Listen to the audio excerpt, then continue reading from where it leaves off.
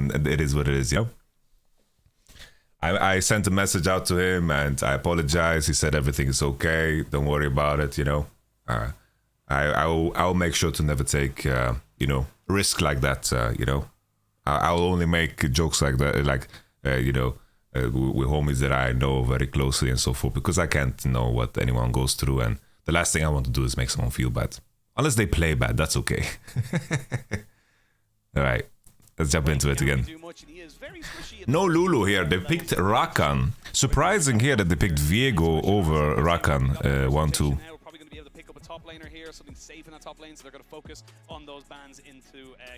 Yeah. I think Bong is Giga Chat, you know, he's a beast. He's a beast. I think they're just saying, hey, look, we want to try and get our hands on something like the Cassante here for him. Bong is a top laner of R7. We're gonna cheer him on today, yeah? We're gonna cheer him on today. We're gonna hope that he's gonna pop off. I think Gigabyte Marines should be slightly favored here, but I think anyone can take it. It's the best of 3 for tournament life, guys. So far, I think that you should have just locked Zarakan together if that was your idea, but maybe they wanted to invite the Lulu blind. I just think that this outcome is way better for Gigabyte Marines than it is for Red. Fiora Gwen, it might be a last pick mid here for Miru, and they are going to just blind pick top here on 4. Considering the bans Fiora and Gwen, I think that they might just look for Kesante. Poppy is banned. Let's see what they're gonna pick into Kesante.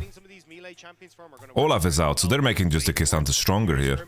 I think Kesante into Sion and then 5 pick mid for Miru. It smells like that. You know, yesterday we saw Viego together with Lulu. I think Viego Renata, Viego Leona, Viego X, like the tankier supports are just better, because there's some junglers that are very good at taking initiative and creating space, and I think there's a lot of junglers that are way better at following up. Like Kha'Zix, Viego, I think are some of those. Lee Sin even, you know. Lee Sin has some initiative, right? But I think that it relies on you being so much better than the enemy.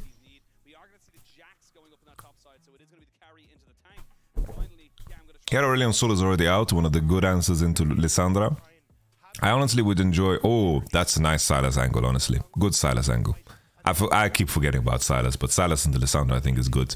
But at the same time, even though Sylas into Lissandra is decent because Lissandra ult is powerful, I think that all in all, it's like if you look at Jax being in the game, Wukong being in the game, I think these are champions that are very good into Sylas, right? So you always need to consider these aspects of it too. I have to say, probably I prefer blue side here. I think blue side is better. But I think a lot of it is going to come down to how useful can the Jax be. Because I think if Jax falls behind, the horizon he needs to overcome in order to get to the point of usefulness is a very tough one to breach. Very tough one to breach.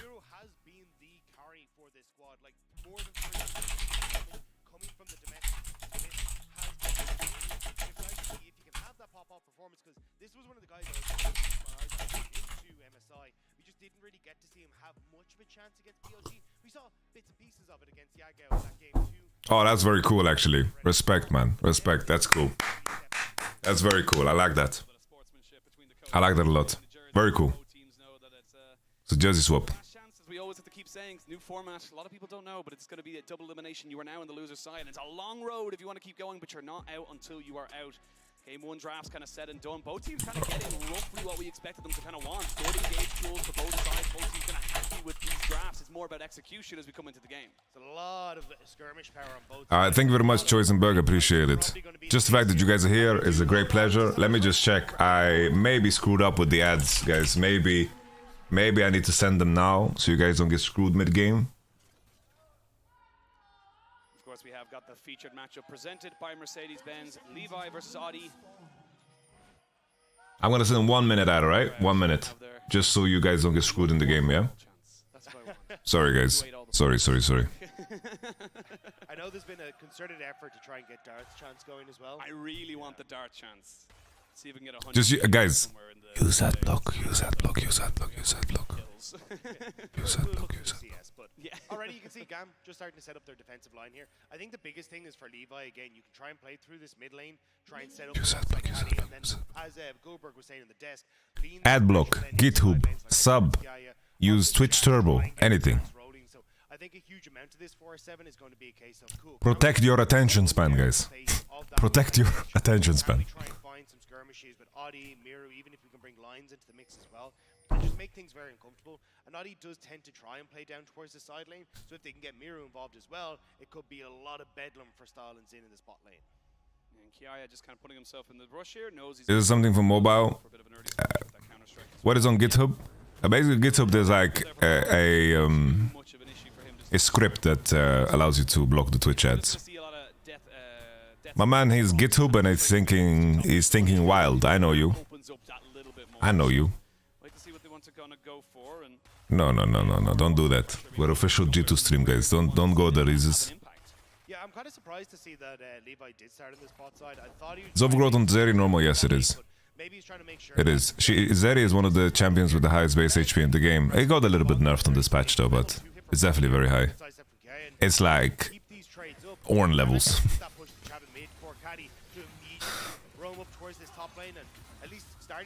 Join Dom. I invited Dom to join me.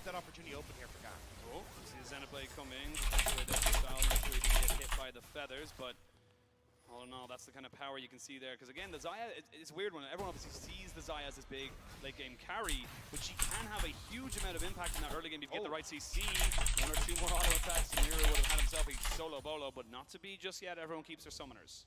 Yeah, this is actually a little bit of a dire straits though for Caddy. Not exactly the Alright. This is what we're talking about. I'm a Dom. Has been absolutely incredible at getting these solo advantages, even against top LPL teams. So now Levi, we talked about making his way up towards the top side. Over in the bush, will Bong step forward for Cannon?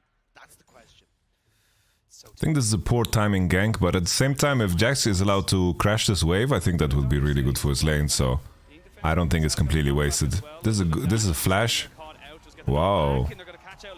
Holy, what happened here? Bong is our boy, man. That's what happened? Yes. I spoke to Bong. I apologized to him.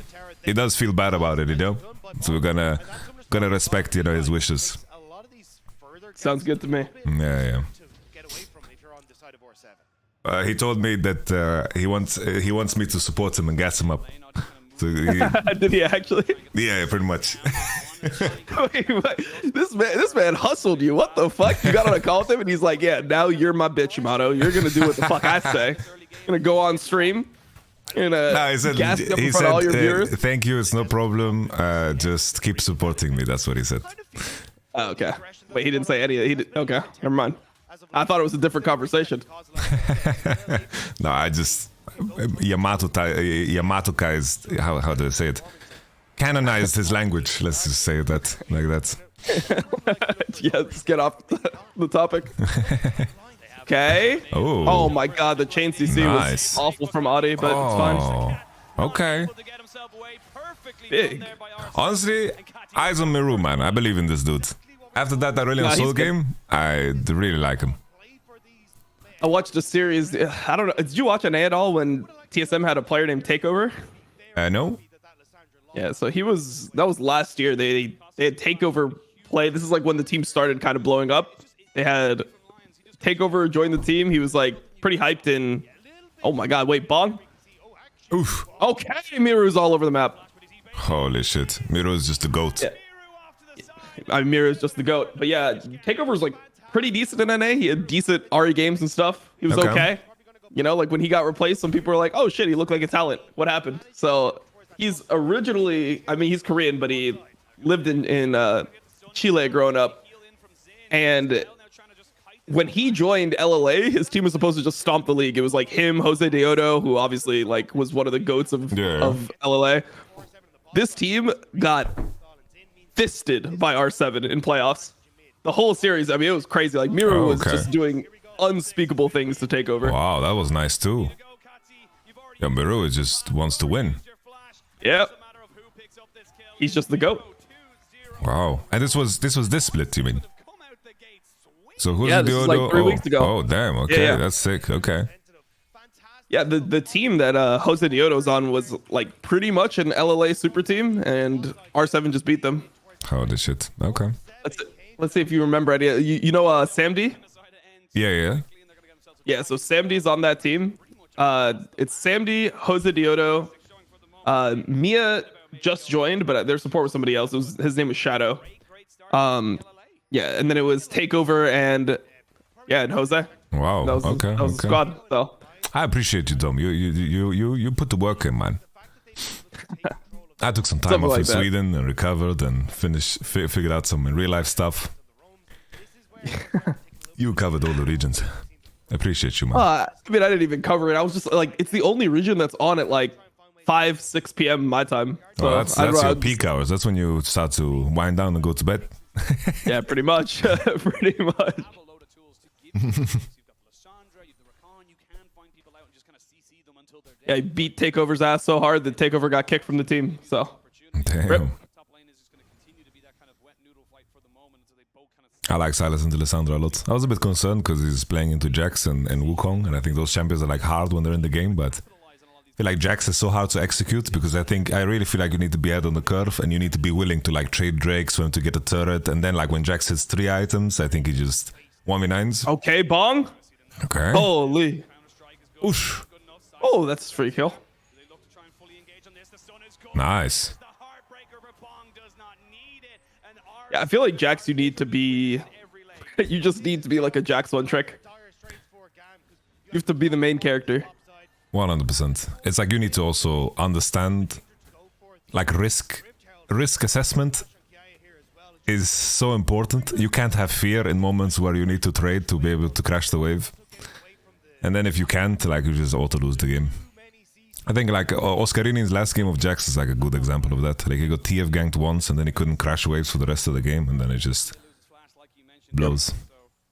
great from the solo laners and great there from Audi as well. Yeah, I don't know. I feel like when I watch a Jax player, I can tell the first like 3 waves whether they're gonna 1v9 the game or not. Yeah. They like are abusing their E to get like the crash on 3 into base, come back with a longsword. You know, like if they're playing on their tempo, it's a completely different game than if they're the ones that are just like on the back foot or trying to farm under turret or any of these other things. Yeah, you can't get like fucking tossed around by the enemy. You need to. Yeah. For sure. You need to have, in Swedish it's called pondus. I'm gonna try to see if there's a translation. What is that? Is that chutzpah? Same meaning? I don't know. Chutzpah? You know what that means? Pondus, the English translation is weight, but that doesn't really make sense. R7 just punishing left, right, and center. Stall didn't even have a chance. I mean, I don't even know. It's like the you need to know Okay, you're so- better, you know? So chutzpah, the definition is, what does it say? Wait, what the fuck? What the fuck? I just had the definition to fail. It said, supreme self-confidence, nerve, and gall. So yeah, gravitas is a good one. Someone wrote gravitas. That's a good. Yeah, gravitas is a good one. Whoa! The stream just got hacked for a second by Anonymous. Oh, the stream got hacked? It got like just got completely smacked. Did you see it? No. Like this whole getting stream was just canceled? Like fucked what? This is- for 1 second. It looked like we were getting electrocuted or something. Bro, that I feel like that's on purpose. You know, it goes with the whole like Defy theme that they have. Oh. Just turns into Did a it get Dota hacked by tournament. did it get hacked by Yahoo like the last MSI? Oh yeah. Bro, that was so tough. They're trying to make like RNG the fucking villains so badly. Bro, And they ended up RNG, winning. like their conditions were so shit. They had to be in the facility. They couldn't leave. They couldn't go outside because of strict COVID rules. That shit was fucking cruel almost, you know? Yeah, no, that was crazy. That was great. And then people were like, yeah, this is an advantage for them, actually. They all looked so tired and like fucking destroyed yeah. for the circumstance. Well, they were on lockdown from like, I think March or February. Oh, wow, this guy is just dead. Oh, he just got kidnapped. Wait, that's what we saw week 1 of LEC. Woo! Boom! Okay, bong. Any gigabongs in the chat? 3,000 gold up. Yes, Gigabong. The pressure here feels like he needs to try and make a play, and it goes sideways for him. Bong managed to get him, and now Miru having a lot of Yeah, I didn't watch a lot of Levi, but the fact that his name is Levi and I remember Levi, like this has been a very disappointing. Oh, Yeah. oh. Oh my god, the flash. Oh, yeah. Flash, but it feels in vain. And that's just That's rough. timing there from Ah, for a kill. Melee champion contesting midwave and Leona Zayas in base. Ah. Yeah, it's a little bit unlucky. Actually, such a big swing to die there. But he had 600 gold shutdown too. Ay. This Lissandra got it, but maybe she finishes mythic of this. Probably she does. Alright, let's sync up. Can you stream for me, brother? Yeah. I'm on my 3rd coffee already, dude. I am zooming. Really? I feel like Zeri with 200 stacks. What the fuck? I'm on number 1, man. I just woke up. Shit. What time you got in Texas? It's 7:22.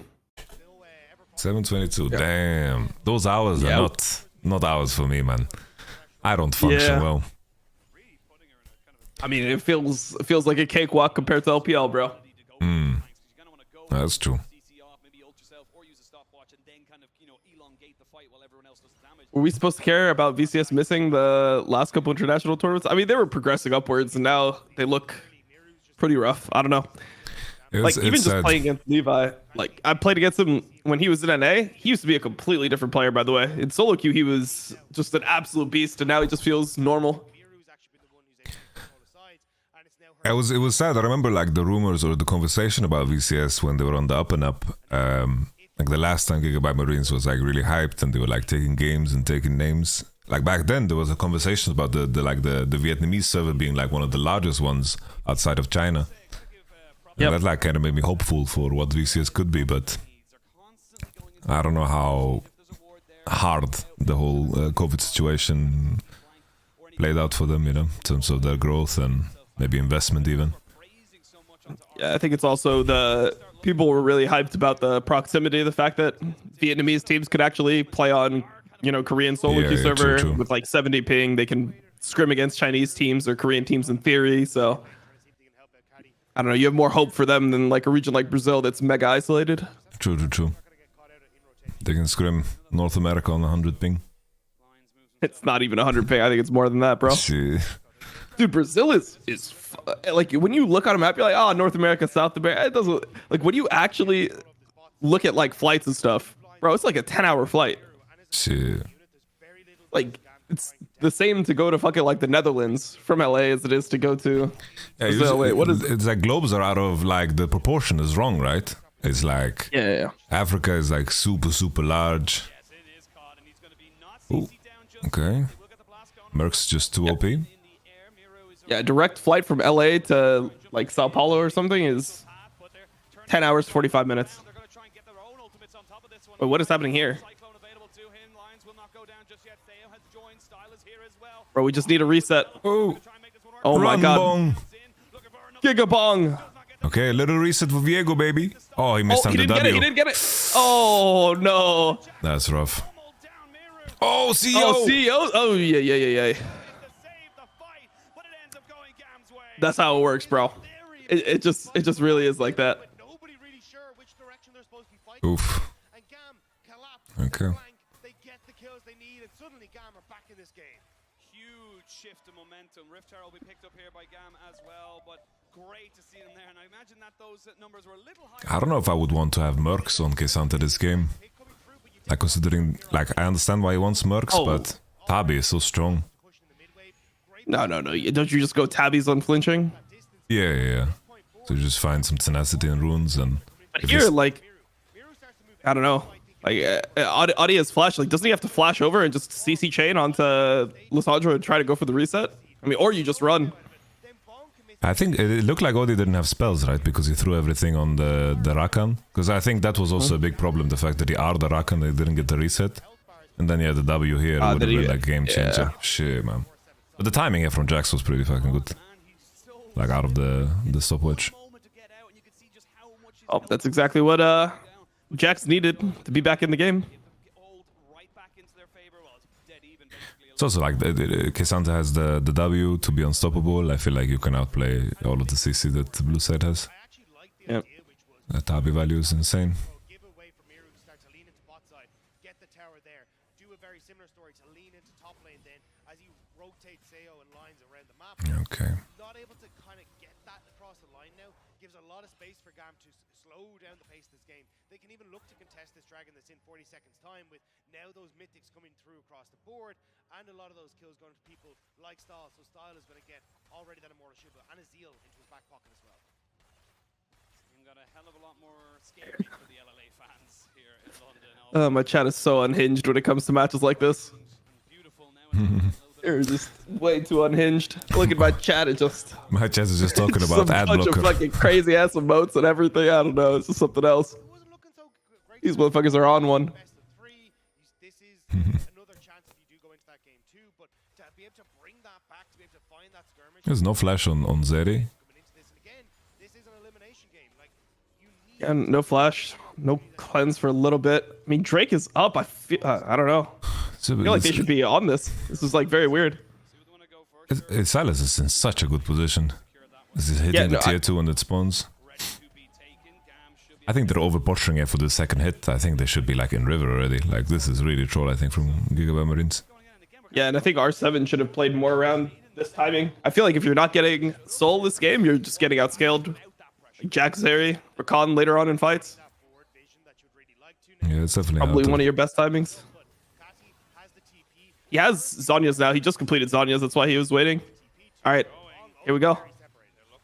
I mean, Lissandra is mega late. Why is Lissandra on top wave here? Dash over the wall, as you can see Bong in a little bit of a 1v1 there with the Jack. So dragging down to about half HP. GAM look to try and kind of stop the stacks as it is a Hex Soul. This Drake is a bit... Looking for this little bit of a flank. You won't have to Oh my God, Levi. Ooh, Oh my God, Levi just into the that's whole game. Very bad. everything you've no choice. Holy, that's just Can really start now. Style just trying to put a in game-losing mistake. Wow. nothing there for him to do, and Miru's gonna chase them all away. Soul This is no Nash, but still, that's... Who manages to get the near chains at the end of that, but not quite able to follow up on it. But really good job. I don't like that Miro is doing this. I think that's completely pointless. I like it. I like it. No, I think it's fine. Like if he hits the E there, he kills. There's no flash, no E on Lissandra. Okay, that's a little crazy. Okay, that's all right. I don't know about all that. That was... Your own chain there, not exactly what you want to do, but still R7 That was something else. to their name. Mid goes down, bottom Yeah. goes in direction. And again, coming I was I just see looking that. at I'm the pinging juicy my top mid wave. laner. that's where guys find their footing, find that Oh, what the fuck? Okay, he's charitable. He's just giving back to the community. Golden Guardians. I was just about to say, like, we saw something incredibly similar happen to GAM against the Golden Guardians. Where I feel like these they're not really quite sure these players are a little out of control. those little mistakes, that lack of cohesion can just be the worst. I mean, what Levi did on this Drake is the most criminal thing, man. You can't just walk up as Wukong and then not WCC and get one tapped without using an ability. Whoa, whoa, whoa, what's happening to the stream? The MSI Icon just hacked the minimap. Oh shit! Oh, damn. It's gone. Over the base. I guess that means that R7 won. Makes it very difficult for this quite AD heavy, I will say, team on GAM to get through him. I know you've obviously got mixed damage on the Jacks and some damage on the... I don't know. I felt like last year's team at MSI, Saigon Buffalo, they looked more convincing than this. thing is, as well, is that you've got the Viego. They had those. They had the games versus T1 where like Gumo was just getting crapped on by what was his name, Shogun. Yeah, yeah. They also had like a level of uniqueness to them, which I think is like so important if you're the underdog. You need to be like awkward to play against, I think.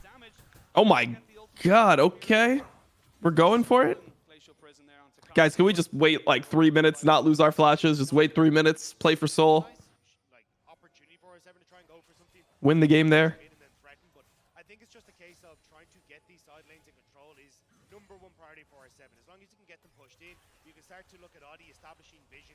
Okay. Jungle. A little 2-core. Trying to set up a Zion. if you end up overextending here for R7, but you're not I was surprised in draft that they chose to pick Viego over Rakan, but maybe they just didn't want to play... Maybe they wanted Yeah, to play it's the same something thing. different into Lulu if enemy blinds Lulu. Because like that's the only reason I can think of. It's like if you pick Rakan, enemy picks Lulu and you're unhappy, but that sounds so weird. I would rather have Zaya Rakan than Zaya Nautilus into Lulu X.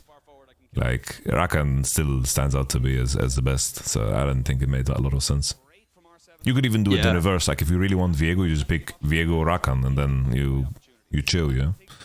Yeah, and then I mean you're locked into the Xayah on 3, but they first pick Zeri, right? So you're guaranteed to get it. Yeah. Just if you're in that state of mind that you really want Viego, but I think like looking Xayah Rakan and leaving third open is also really good. Yeah, it's way better to leave your jungle with some decision, in my opinion. I mean, Xayah Rakan is still just an OP combo. I think so too, yeah.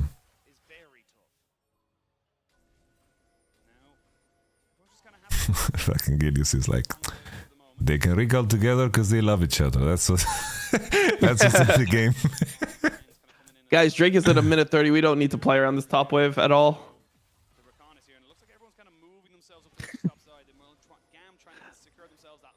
All right, who's gonna be the first team that gives this idea up and goes around the Drake?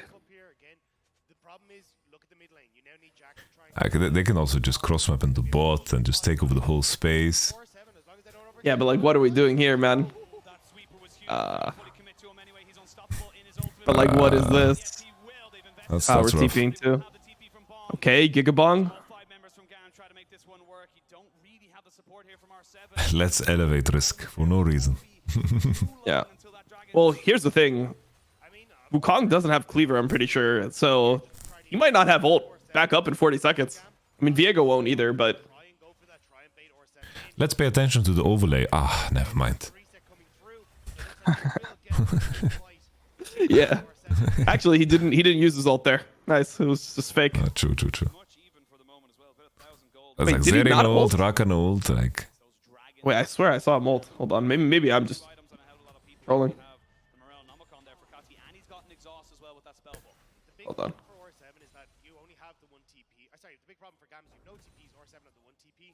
So as long as Miru maybe wants to put pressure onto this top side, they can kind of look for a lot of these trades that we're talking about where... Wait, he did ult. Okay. I literally thought I was just delusional, but he did ult and it's on cooldown right now, but we just don't know how much cooldown we're talking.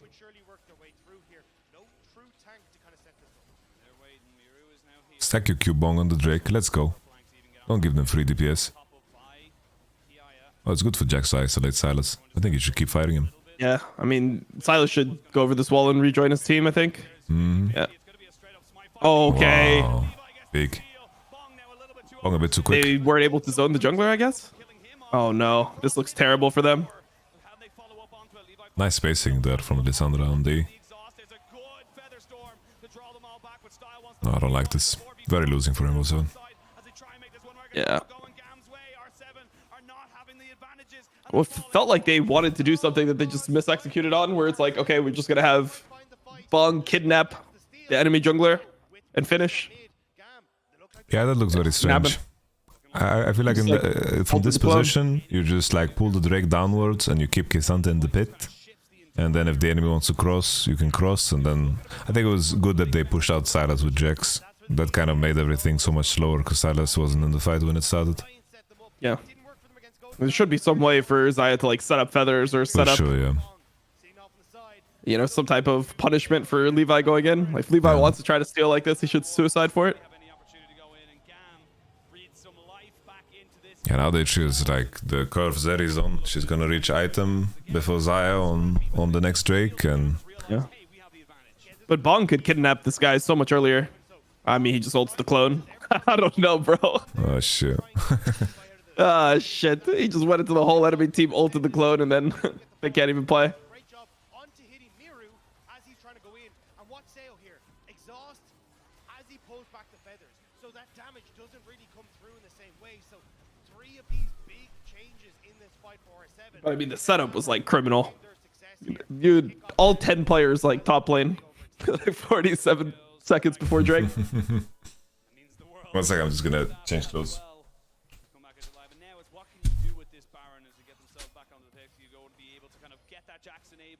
Will be able to kind of push in those sidelines, and there's plenty of standing goal, plenty of tier 2s and tier 1s that they can still pick up.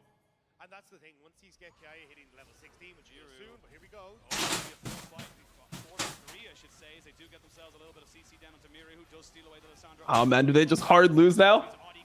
Wow, they just like insanely hard lose. But he's already dead. Double kill coming in for the Jack, and all of a sudden GAM feel like they've come back to life, and they're just smacking moving R7 around the map. GAM are looking very happy in this one, managing to immediately get the Baron, immediately get the play on bot side, and they really want to make sure that they are able to Win expectancy. see here the win expectancy powered by AWS. It has been back. Wait, so win expectancy is not just a gold graph? Because it literally just looks like a gold graph to me. Minute 20, they can at least get space here at minimum. These death timers are still fairly decent, but I don't think they're going to overextend too much. They got the hex gates to get out, and they're going to be very happy with this last passage of play.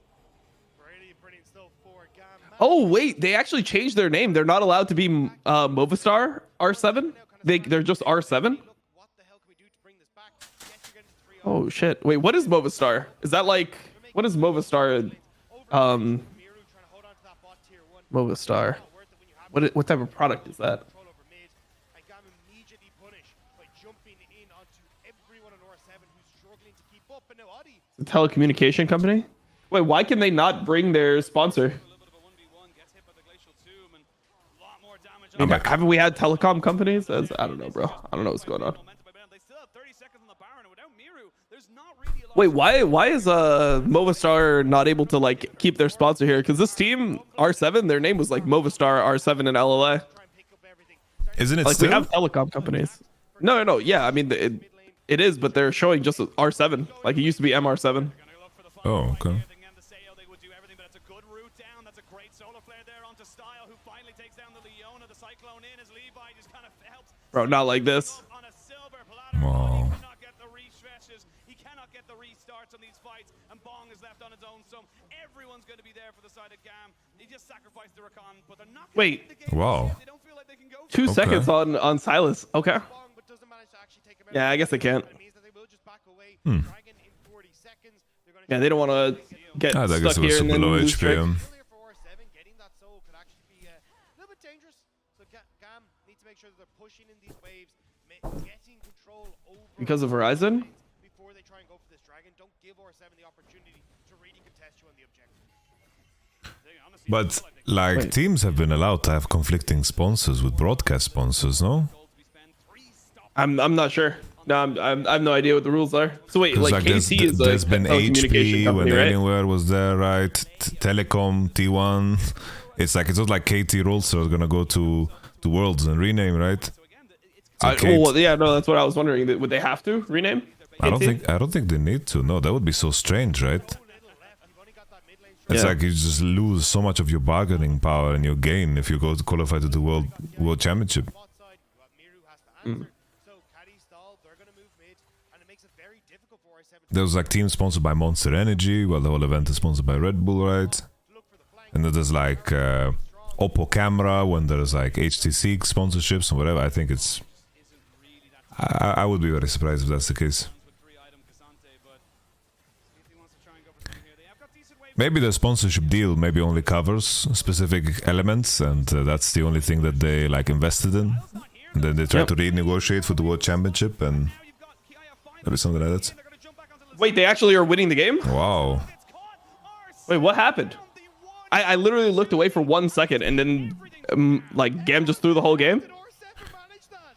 They Wait, they don't lose anything though? Style Like an okay time to suicide? way too far to fall, and without that DPS, That's gonna be the name The of my whole team album. just died for no reason. 7 managed to pick up the fight, and you're 40 seconds out from Baron. They just got caught into the turret. Get control over the super minions that are pushing in, and look to contest that big objective. Actually, that win expectancy graph from MasterCard is just a curse.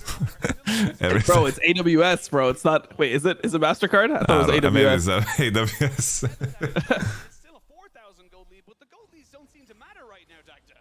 I mean, that's the big one, right? Because when you actually start to look across, The game is bad quality. I mean, yeah, it's just wildcard regions. This is what their games look like. Dude, there was one throw that I saw in the R7. R7 had one of like the worst throws I'd seen, man. It was just crazy. all in at the same time. Yes, They were like on bot inhib. The game was completely won. They were like 10k up on bot inhib. he's not You know, like they had Baron, they had Soul, everything, and then they just got picked one by one until the game was over, like for 10 minutes straight. in turn for the rest. Those are my favorites. Yeah. Over any goal, it was a clean fight for the side of R7. 16 kills. Yeah, Style just eat over the wall while the Rakan was getting caught, so it's just a really absurd fight. Like I said, or like you said, they've been able to kind of How do these teams compete in ERLs? I mean, ERLs are the same thing. Like ERL has very little macro. It's just like fighting. So, Drake spawns, you show up at Drake. That's the macro. Okay, Bong went in.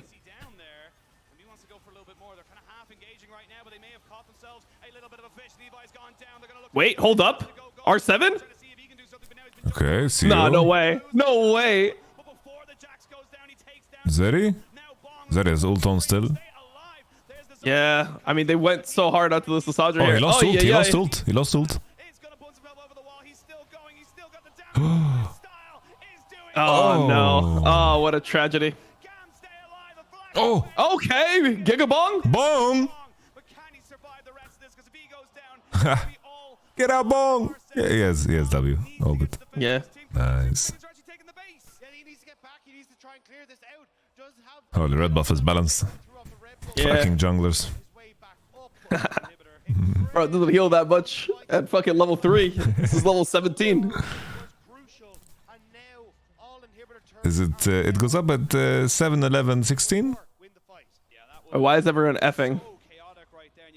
Oh, Dom got cancelled. Dom's stream is down, everyone. Yeah, my... yes, Oh, my stream is down? His stream is down, apparently. Oh, well, GG. I'm glad he is still alive. It. Well, I mean, it's just so weird because I don't DC. Am I lagging like in Discord? Do I sound No, different? no, you sound exactly the same. Yeah, I don't know. Just Twitch. I guess just Twitch being shit. You don't have like some random ass blizzard just... Yeah, no.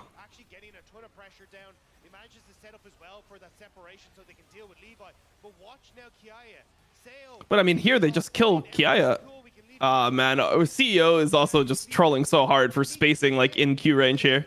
No. Like, you just sit back, you just space back and let your team kill him. And then you win this fight super hard. For sure, yeah. For the stopwatch, like you can just win. And I think Bong also needs to take it easy. Like he doesn't need to take that much damage. Yeah, yeah.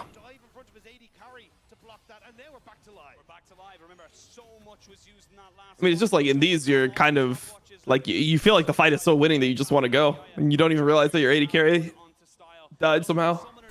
I think R7 really need to fight all in there because Zeri has no sum. I think the fact that she doesn't have cleanse, when she has cleanse up again, I don't see a realistic way R7 can ever win unless the enemy really runs it down. Zeri will completely 1v9.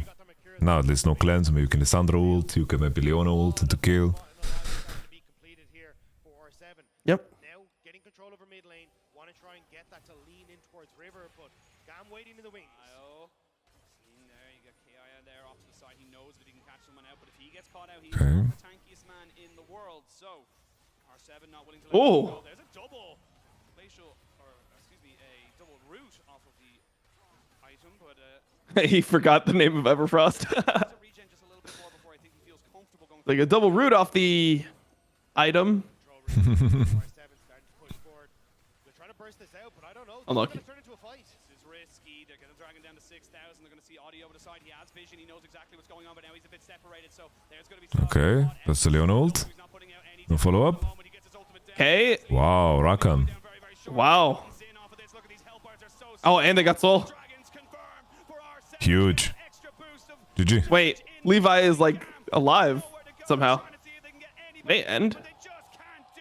May end mid. I guess so. GG. Oh, Zeri's still alive, but probably can't clear the wave. GG. Wow, what a game. Clean from R7 from beginning to end. It's weird how all of the fights are kind of... It kind of reminds me of ERL games, where like the positioning and the setup around Drakes is so important, and then it kind of gets decided off of people not really being aware of the timing of when they should go or shouldn't go, and watch space is like important. Yeah, yeah. Because like here, Rakan just went way too soon.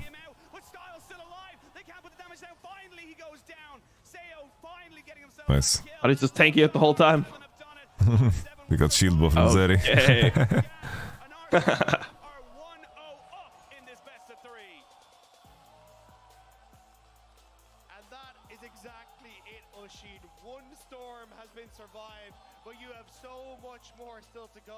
I mean, that's what you expect. Those are the games. That's gonna be the game every time. Is what it is. It's gonna rewatch that last fight. I think Rakan ran it down.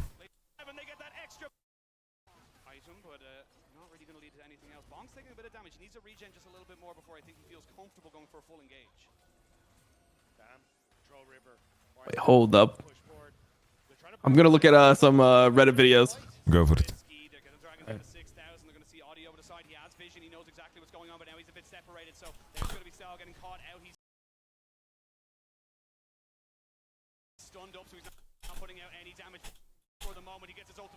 Like yeah, like look Rakan and Wukong how they play it, right? It's like Zaya's hitting Wukong this entire time, putting feathers on the ground, and then Rakan just goes through them. Like look here, feathers are being placed right, Q, hit, E, he takes so much fucking damage, gets rooted, gets one shot, and then Viego has a reset. Viego actually didn't go for reset, he went for the smite. It's just look, it's like Lissandra has no E. I think that Lissandra on her E, like this E placement is just terrible. Like the moment she doesn't use this E and she has no spell, it's like Rakan and Wukong are fighting alone. They're just fighting alone.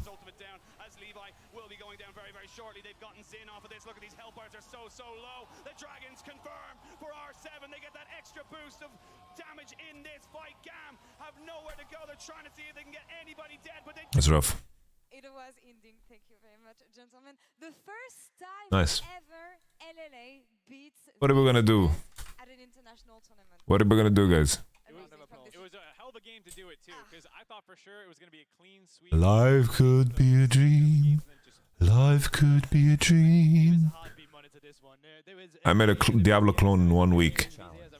I have only 1 week to make an action RPG game like Diablo, more than some AI multiplayer game will be available for drop operation and levels. The fuck? The game over screen, so now we have What the fuck? This is that good. What? How good is this? He did this in a week. Alone.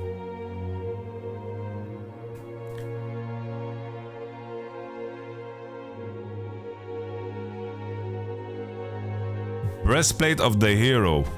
Diablo 4 killer, indeed. Yo, Iceflip, thank you very much. The classy hyena. Thank you very much. Appreciate it. What is this win expectancy shit they show? Is it just a goal graph? No, I think it's like some calculation. Really. I wouldn't be surprised if they just tap into like the odds of something and then do that. Hello everyone, this is your daily dose of internet. People are starting to learn that microwaving hard-boiled eggs isn't a great idea.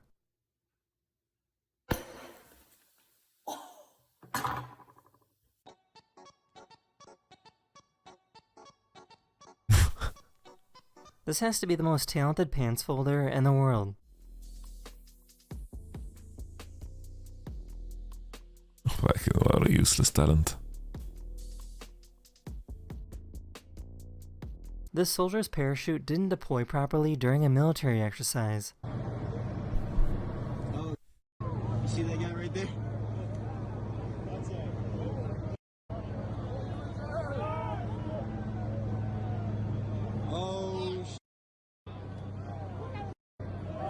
Oh shit. This duck Bruv. loves getting kisses. Fuck that. The school hosted an event for the parents of students to race against each other, and one of the moms that was racing is a 2-time Olympic gold medalist.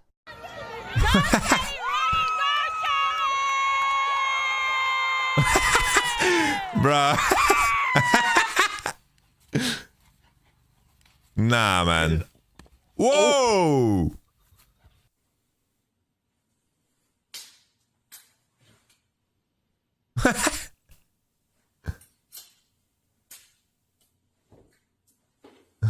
Paramedics in the UK are training with jetpacks to make it easier to save people who are in remote locations far away from any roads. Oh, damn. Wow. This drone pilot was recording some video footage of a volcano when they got a little too close.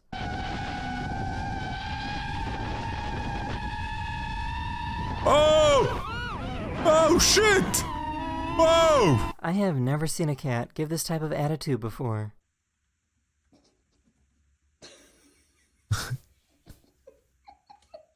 Jump, dude. Oh, sorry.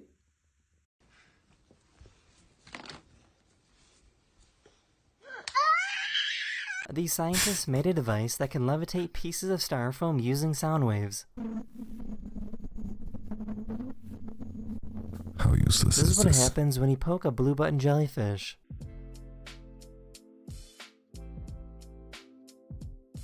Fuck this shit, I'm out. It took me a few watches to finally get it. Oh. Why is that dude up This there? helicopter rescue team spotted someone that was stuck in an avalanche with only their face and arm above the snow. Bro, this is where you need the jetpacks.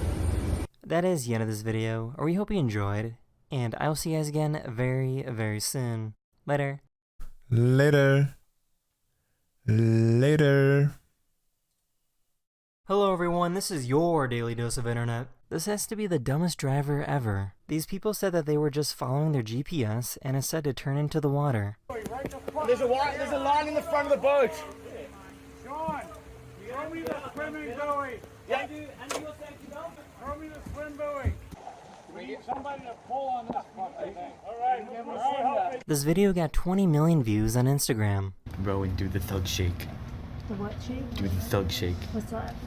The thug shake. I don't know what that is. This video got The what shake? Do the thug shake. What's that? The thug shake. I don't know what that is. 20 million views on Instagram. Why did he put The this? thug shake. The what shake? Do the thug shake. What's that? The thug shake. I don't know what that is.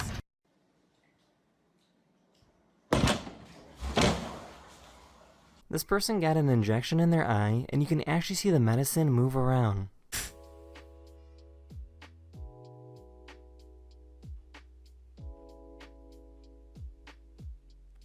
Don't want any trouble. Hey, stay away. I'm just trying to go to the bathroom. Oh, no! These people painted their entire bathroom using mood ring paint, so the paint changes color depending on the temperature.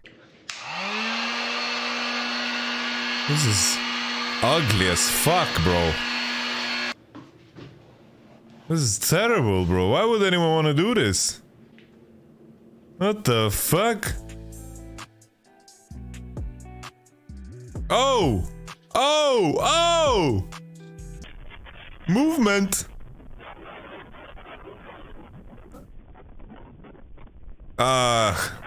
This poor guy lost his pizza in the wind, but he still ate it anyways.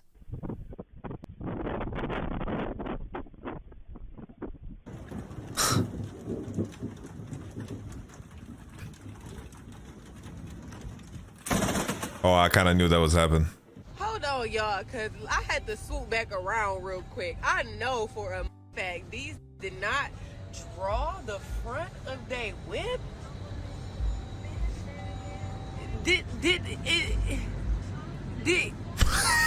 If you give emus a ball, they will have no idea what to do.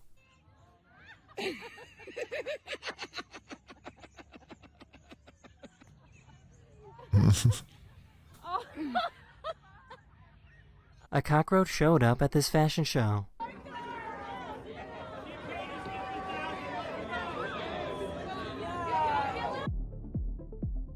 Nobody was hurt. We'll be the judge of that, okay? Whoa! Whoa! Is that a I stone? have never heard the sound of a butterfly's wings before. Oh, fuck that. Butterflies are disgusting, by the way.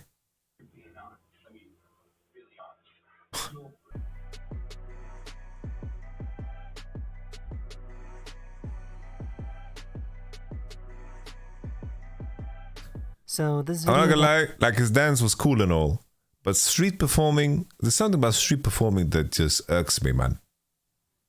Why are you forcing that shit on people, like being in the way? You know, it's super cool, you know, you know how to do moves, but, you know, time and the place. got 150 million views on TikTok. Stop.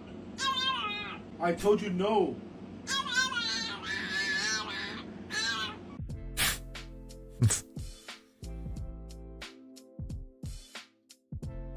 Bro, That is raccoons. the end of this video. We hope you enjoyed, and I'll see you guys again very, very soon. Later.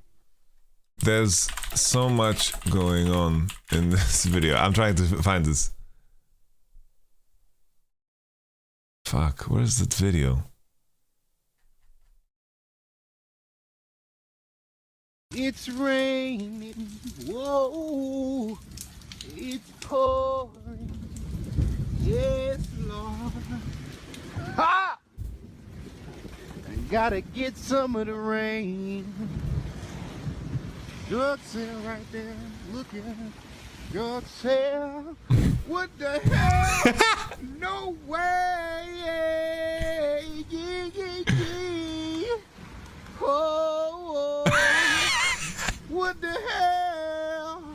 My boy, yo, you good? It's raining. Whoa.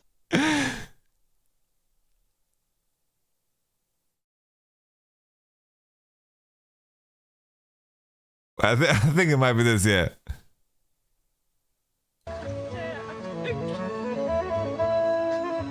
Oh yeah, this is the video, but why the fuck did he add himself into the video? This fucking jackass just added himself to a video. He wasn't even there, dude.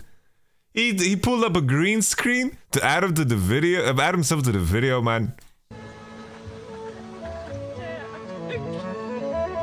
This is the video. This is the video I was looking for. Exactly this.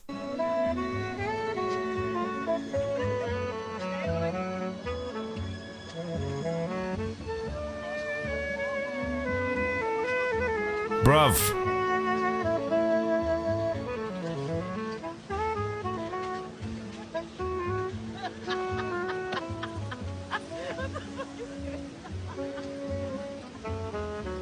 Nah, man. Nah, man.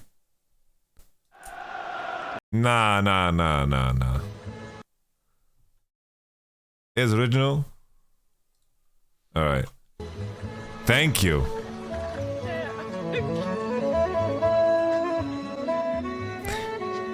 Honestly, this video is so fucking Berlin.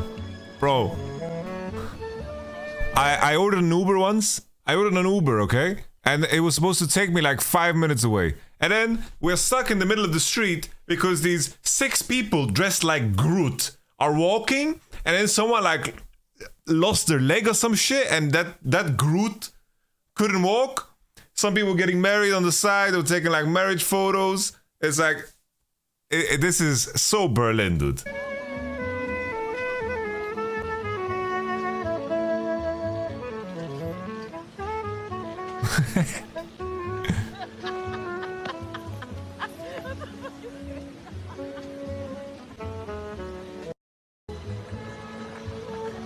Swiftor says, everyone crouch.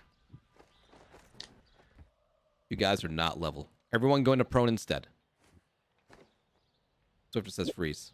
It says you, and you. Come with me. No. Fuck is this, man? Swiftor says, everyone else that's lined up, you can aim your guns at any of these 5. Bro. What are you doing? No moving, remember. Fire! The fuck?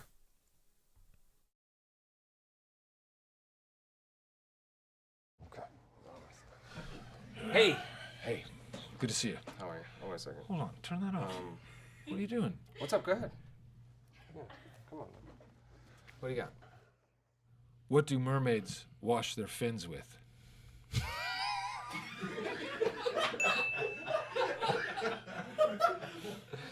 Tide. The first part was funnier. You should have never thrown the punchline. That was terrible. Did you know in King Arthur's time, one of the Knights of the Round Table collected taxes? His name was Surcharge. Yeah. Top that. What did the fried rice say to the shrimp? Fry your rice. Don't walk away from me. Is that what it says? Yeah. That's pretty good. Yeah. Did you hear Steve Harvey and his wife got into a fight? That's not real, is it? Yeah. It was a family feud. Did you? Okay. Okay. Yeah. going back towards that very first pick. Let's see if they go Zyrakan this time. Fond of that one. I will say Style did have that pop-off moment. Let's take the Rakan away, guys. The Rakan was a bit too valuable in this one. Or let's go Viego Rakan as well if you really want the Viego, but I think Zyrakan is just better. Very happy with how that first game went, again, especially for the first few minutes. So don't fix what's not broken. Okay. I mean, this is a very simple. I mean, it's identical. We're identical. Yeah, we're literally going through the back and forth here. So we have to see if it's going to continue this direction. But I think it's interesting to see that both teams were like, "Hey, look, this is Leona. Ooh, Kesante. Changed too much. It was more of a case of Jambalaya. the execution, which definitely happened it a couple of times. But now we'll have to see if they can try and clean that up. As if they ban Leona. Yeah, I mean, look, get the Cassante back in. I think Bong did exceptionally well to kind of isolate Style away from the fights and to, kind of cause him to panic, which we saw multiple times. So right now, GAM are kind of saying to themselves, look, it wasn't the comp, it wasn't the champions, it was how we execute. I've never had Jambalaya. You kind of go back towards that, and again, we're running. That's the first thing I hear. You've never had Jambalaya? Come on, man. I've never had Jambalaya. I've only watched the Seinfeld episodes. Holy shit. Jambalaya. So you know what Jambalaya is? No. That was a bit of an issue. Oh, bro, Jambalaya is so good. Does Get it from lamb or goat? I mean, you can put different types of meat in it, but yeah, it's insane. Essentially just like meat, vegetables, rice, bunch of like flavor. It's like a pot of it. I don't know. Crazy. Yeah. Oh, they don't ban Gwen this time. Yeah, no Gwen ban. Because last time Gigabyte Marines were the ones to ban Olaf, which kind of made it weird. They just made the Kesante on 4 turbo. Yeah, I assume they wanted to just Jax into it the whole time. But I mean, wouldn't you want to play Jax versus Olaf if you like are a confident Jax player? Okay, Silas is out. Yeah, I'm not so sure about those matchups. It's like my opinion becomes so skewed because I'm watching Bane in LPL and it's like, yeah. Then it turns out to be different, and then. Well, I mean, it's just like the discipline with the E, you know? Like you want to save your E when you're playing Jax versus Olaf until like the, until he's low life. I feel like a lot of like the less good Jax players, they just trade with all their abilities up front. Yeah, makes sense. I remember in the past, every Jax matchup was just if you eat twice, you won. Wait, dude, I think I'm on the first game. I'm seeing the same team comps. Literally all 7 champions are same 7 champions from the first game on both teams. Bro, are we gonna just run back Jax Lissandra? Okay, no Silas. Nice. They're gonna go Jax Lissandra. Little Gwendolina in the bank. Yeah, you could do it. So does Rock beat Scissors? That's the question we got ourselves today. Are you ahead of me? It's not only the Scissors, it's actually the ice that it beats. It seems I'm not gonna spoil the last pick because it's so fun and interesting. Holy. It's that good? With Talia here? No. Yeah, Talia looks, I mean, good into these champions at least. Yeah, it's fine. It's fine. Little bro thinks they're G2? Yeah, pretty much. I like Syndra here as well. But like you saw in the last game, they didn't necessarily need him to be kind of following up. You have the Leona, you have the Viego, and of course the Cassante. So you kind of actually benefit a lot more from having this Talia to sit back with Zayo and just put out all those rocks. And if you can actually get control over the mid lane as well, being able to start to lean into sides is going to be so important. We'll have to see if it can actually have that big impact. Miro has played it twice in the domestic region, 1 win, 1 loss. So he'd love to add another win to that board and actually put his team into that next match against Golden Guardians, trying to deny GAM that rematch as well. This is such an important game for GAM. 1 game away from elimination. 1 game away from elimination, but R7 on the other side, that 1 game away from winning the LLA's first ever best. Oh, it seems like they still have the movie star branding, just not the name. Yeah. They have the... Wait, is that what it's called? Movie star? Yeah. Oh, okay. I thought it was Movistar the whole time. I could be wrong. Like, I thought it was movie star because it's the E, right? There's an E in there, I think. No. MOVI. Right? Am I wrong? Movie star. Okay. I've been calling them Movistar Riders the entire time, and no one corrected me. Crazy, but for the moment, they're just pushing in, seeing where everyone's kind of setting themselves up. No shenanigans, as we do love to say. And Actually, you're right. You're right, apparently. Bro, I don't know shit. I've never said movie star out loud. I just read it my whole life. I've never said it out loud. Wait, I like how everyone says it's like there's the people that are doing it ironically, but the first couple people are like, it's Movistar. They just type the word. They're like confused on pronunciation. I would just type the word again. Because oftentimes the way this bot lane matchup is that Leona is able to chase the Rakan every time they go for the all-in. You follow with the Zenith Blade, you're able to get that CC that you want, and it makes it very difficult for the Rakan to operate. So I think in this regard, you'll have Zenith trying to roam around the map, get the most out of that spell book, and like the fact you have access to things like let's hope for a. Means you can go for a lot more of these. What are we hoping for? I'm hoping for a quick one. I'm hoping for the next series. I have the same feeling about the next series as I have about this one, so I'm indifferent. Yo, what's up? What's up, boys? How you doing, Treats? Good. I just watched came game back, one? so nope. Oh, it was back I heard and it was forth. bong gap. Yeah, it was bong gap. Levi has been very underwhelming. Yeah, he's sprinting it for fun. What happened with him? Wasn't he good in VCS too? I don't know. I was saying like he was playing here for like Worlds last year, and it's like a completely different player. I wonder if he just stopped playing the games much. Because he's not even like the same player as he was before. He used to be really good mechanically. That was like his huge strength. Was he was just a mechanical god, and now his mechanics are just like a little sus. Yeah, he's like low-key washed. You underestimate how much. I remember when he was in NA, he was really good. It's on the side of the road. Yep. It's free. That's the rule of the world. He was. I remember even that first run on Gigabyte Marines when he before he went to NA, but he was terrible good.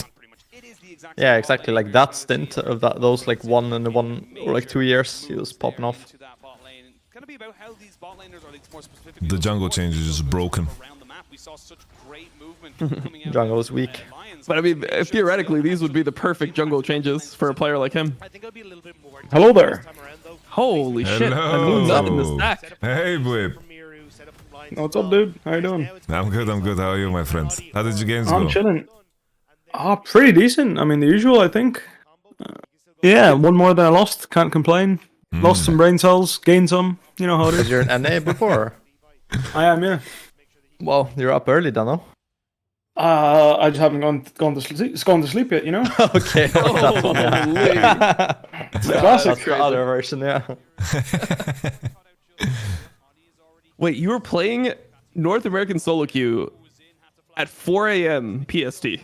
Yeah, unironically, it's kind of like 4 a.m. when it dies down, but unironically, you get games till 4 a.m. now. I don't know what happened, but it's kind of nice. Like from like I start queuing at like 10 p.m. until 4 a.m. I get queues that are like reasonable.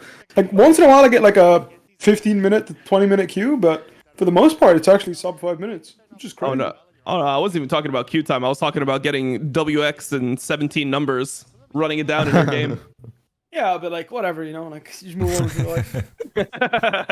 If you're mentally not there, you'll fucking lose it. But like, it's mental practice, no? Yeah, you just play for the sake of playing. You know, it doesn't really matter what the outcome of the game is. If you care about the outcome of the game, I will agree. It's probably not the wisest thing to do. But then, why am I queuing up at 4 a.m. if I care about the outcome of the game?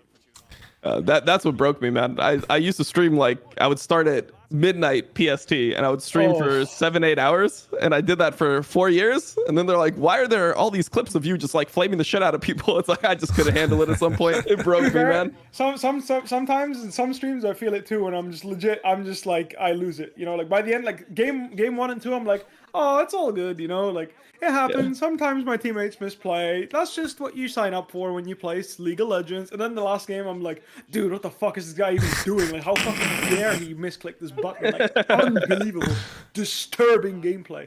It's actually just, it is a thing, and it just is what it is. You deal with it. Yeah, I tuned in for your Gragas game, And I can hear that you are in your 6th game, your 7th game of the session, you know? This Kazakhs never went top, and my bot lane is still losing. My affiliate is 1-3-2. You know how it is. We're playing for bot side and they're losing, yeah, just one of those. Oh yeah.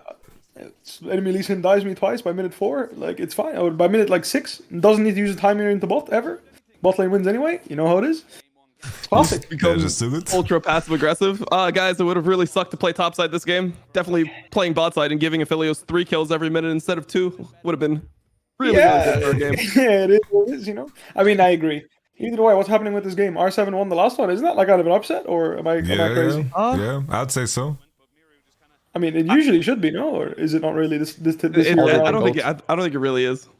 Okay, fair enough. I think in the context of actually not bad. I'm saying it through the context of region size and expectations, without knowing anything about the teams. A region versus That's region, why I'm asking. BCS should win, yeah. That's what I'm asking. Because I haven't watched any of the other games, but I'm happy to see it. I'm happy to see him do well. It's good. Yeah.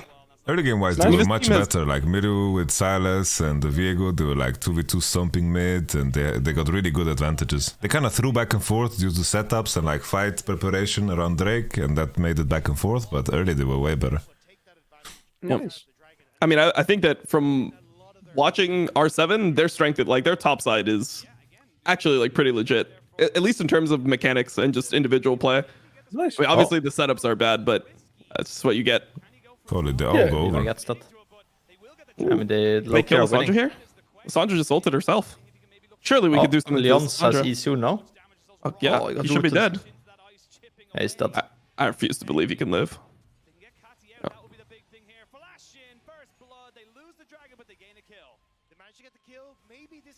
I think here in this moment, just because Alessandra's the one cut off, I think you should pull the Drake towards Pixel more. And then there's no room for steal, and Alessandra was just griefing.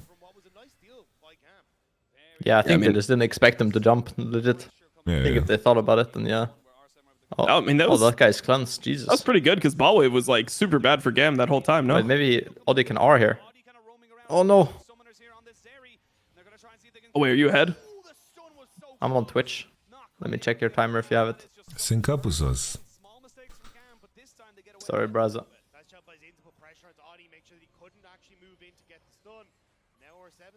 Oh, my excitement cannot be measured, man, for the main event. Now we have like some chill days. I'm assuming PSG and Golden Gunners are gonna go all the way to the BO5. Yeah. Who wins? Who wins? I'm leaning GG. Yeah, me too. Golden Gamers, baby. Based. I mean, honestly, North America just got the shit side of the bracket. Golden Guardians would have just beat G2 if they played. Okay, man, let's I calm read on down the Reddit. cope. I read on Reddit that Huhi and 6 are 4-0 against G2, so you're not wrong. Ooh. Holy shit. Oh, Lifetime that's or? dank. I don't know if it's Lifetime or this year. I'm guessing it's Lifetime because they couldn't have played this year, right? So yeah, it's Lifetime, yeah. MSI 2015? Yeah, and then Worlds That's that right. same, Yeah. 2016, yeah. So they farmed G2. Holy shit. Oh, was that the That year was the vacation. where...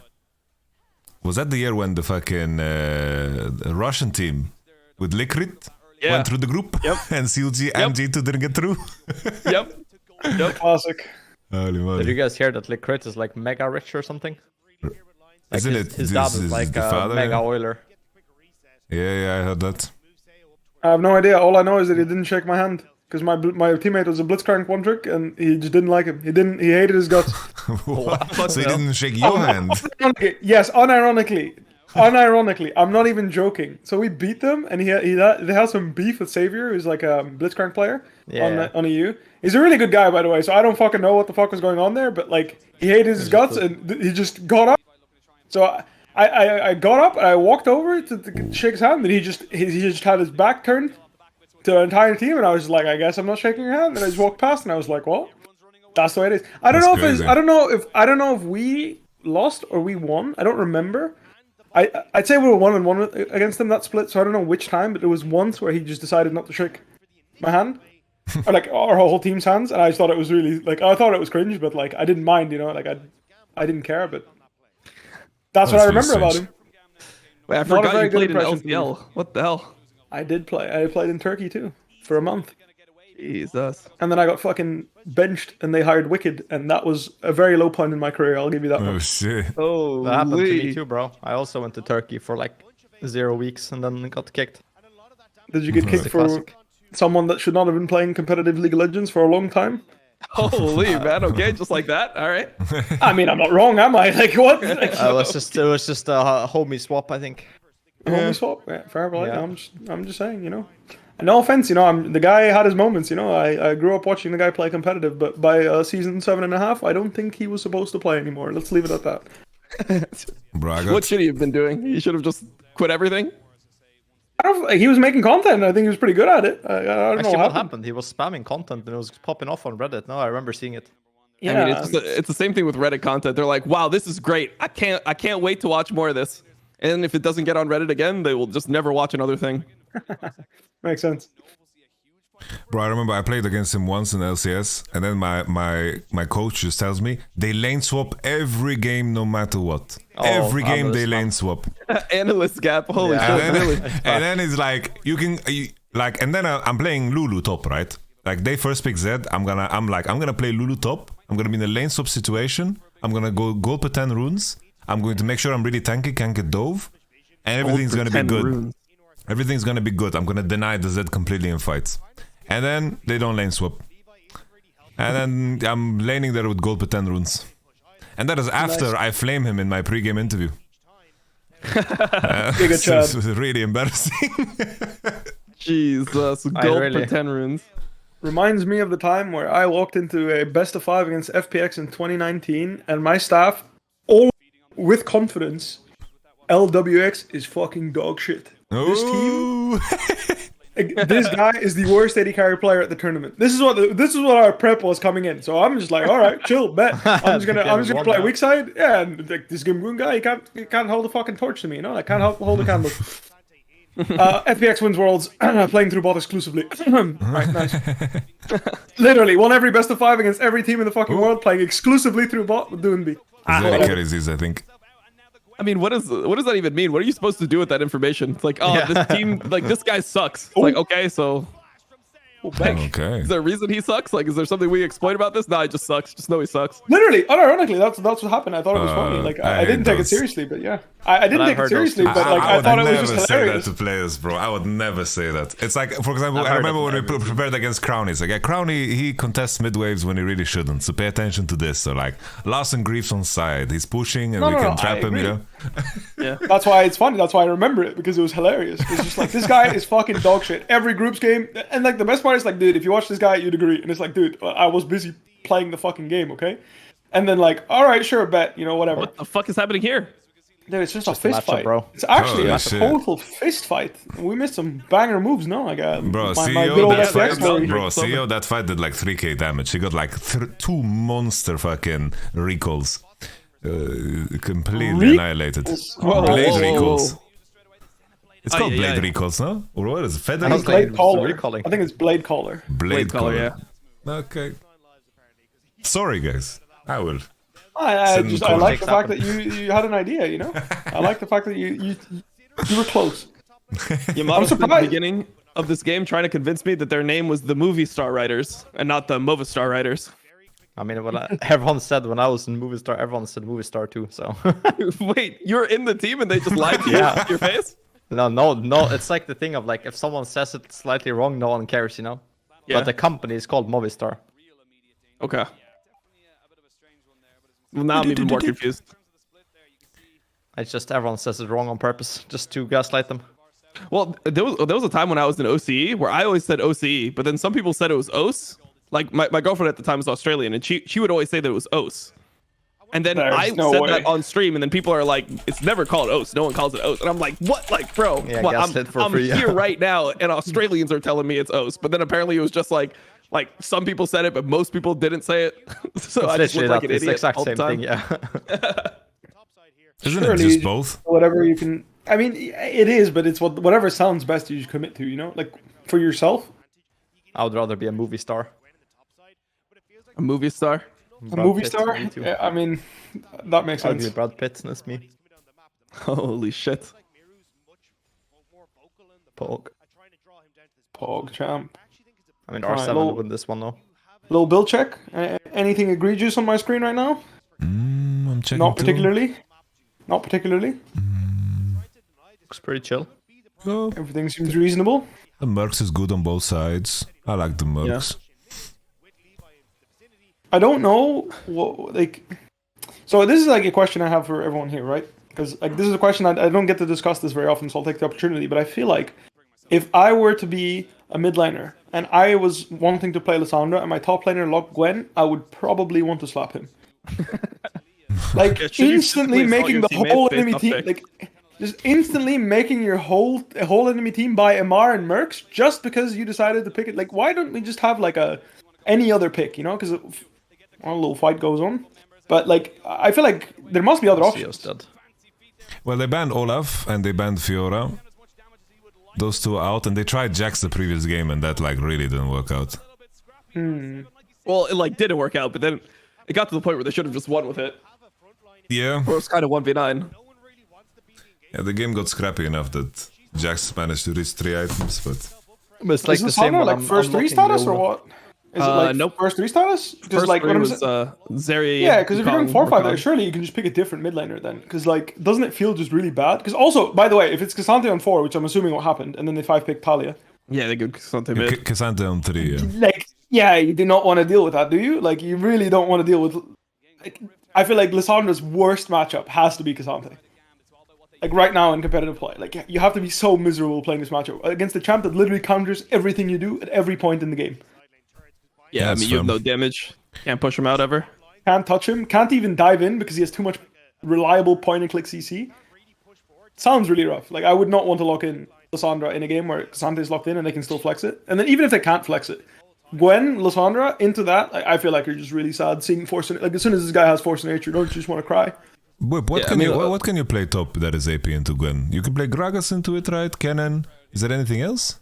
No, it's AP into Cassante, it's AD into Cassante that I'm talking about. Yeah, I But mean, like, into if, Gwen- if they sent Cassante mid here and then the Gwen was blinded and then they just sent AP into Gwen, then maybe it's just checkmate, what you're saying, right? Yeah, I mean, I'm Gragas on not saying it's 5. checkmate. I mean, you can go Gragas, you can go Cannon. I think those are the staple ones, right? Holy moly, this is a scrap. These skill shots are flying. They're swapped sides right now on bot. I think you can play Cho'Gath if you really want to, but I don't think anyone's playing that, even though I think it's pretty good. Huh? Oh, into Gwen. Oh, yeah, into Gwen it's Cannon. You can play Vlad as well into Gwen, IMO. I think Vlad's pretty good. A lot of people sleep on this matchup. And if you are a connoisseur, you play Singed. Holy. Oh, that I can There's see, only one actually. champion.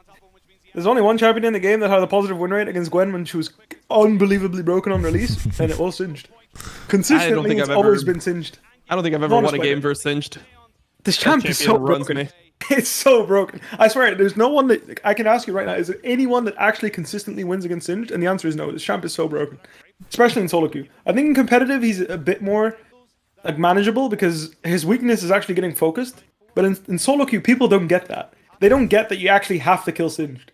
You can't just let him run around, and he's like really tanky naturally because of his stupid asshole that gives him infinite resistances. Yep. So he just kind of farms people in solo queue because most of the time you actually have to go out of your way to like not assault the Singed because if you don't, you all die. And it feels bad, right? Because it's just some top lane tank. But really, Singed is probably the highest damage bruiser in the game, I think. Yeah. What do you go, like Rylai's and Jaxor or something? No, you go Rylai's Demonic into... They go Demonic, yeah, you go Rylai's Demonic into Radiant Virtue, and then you just get... You're just golden. Holy Cassante solo kills. It's like, what, the 15th Cassante solo kill in this tournament? Or I mean, Every I think game. this champ averages like 2 solo kills a game, no? Yeah, this champion's ridiculous. He just gave him the bong cloud. I mean, yeah, I respect it. Fucking bongs popped off. I will say, I don't know if I'll lock in Lissandra again when Cassante's in the game, you know? It could just be me.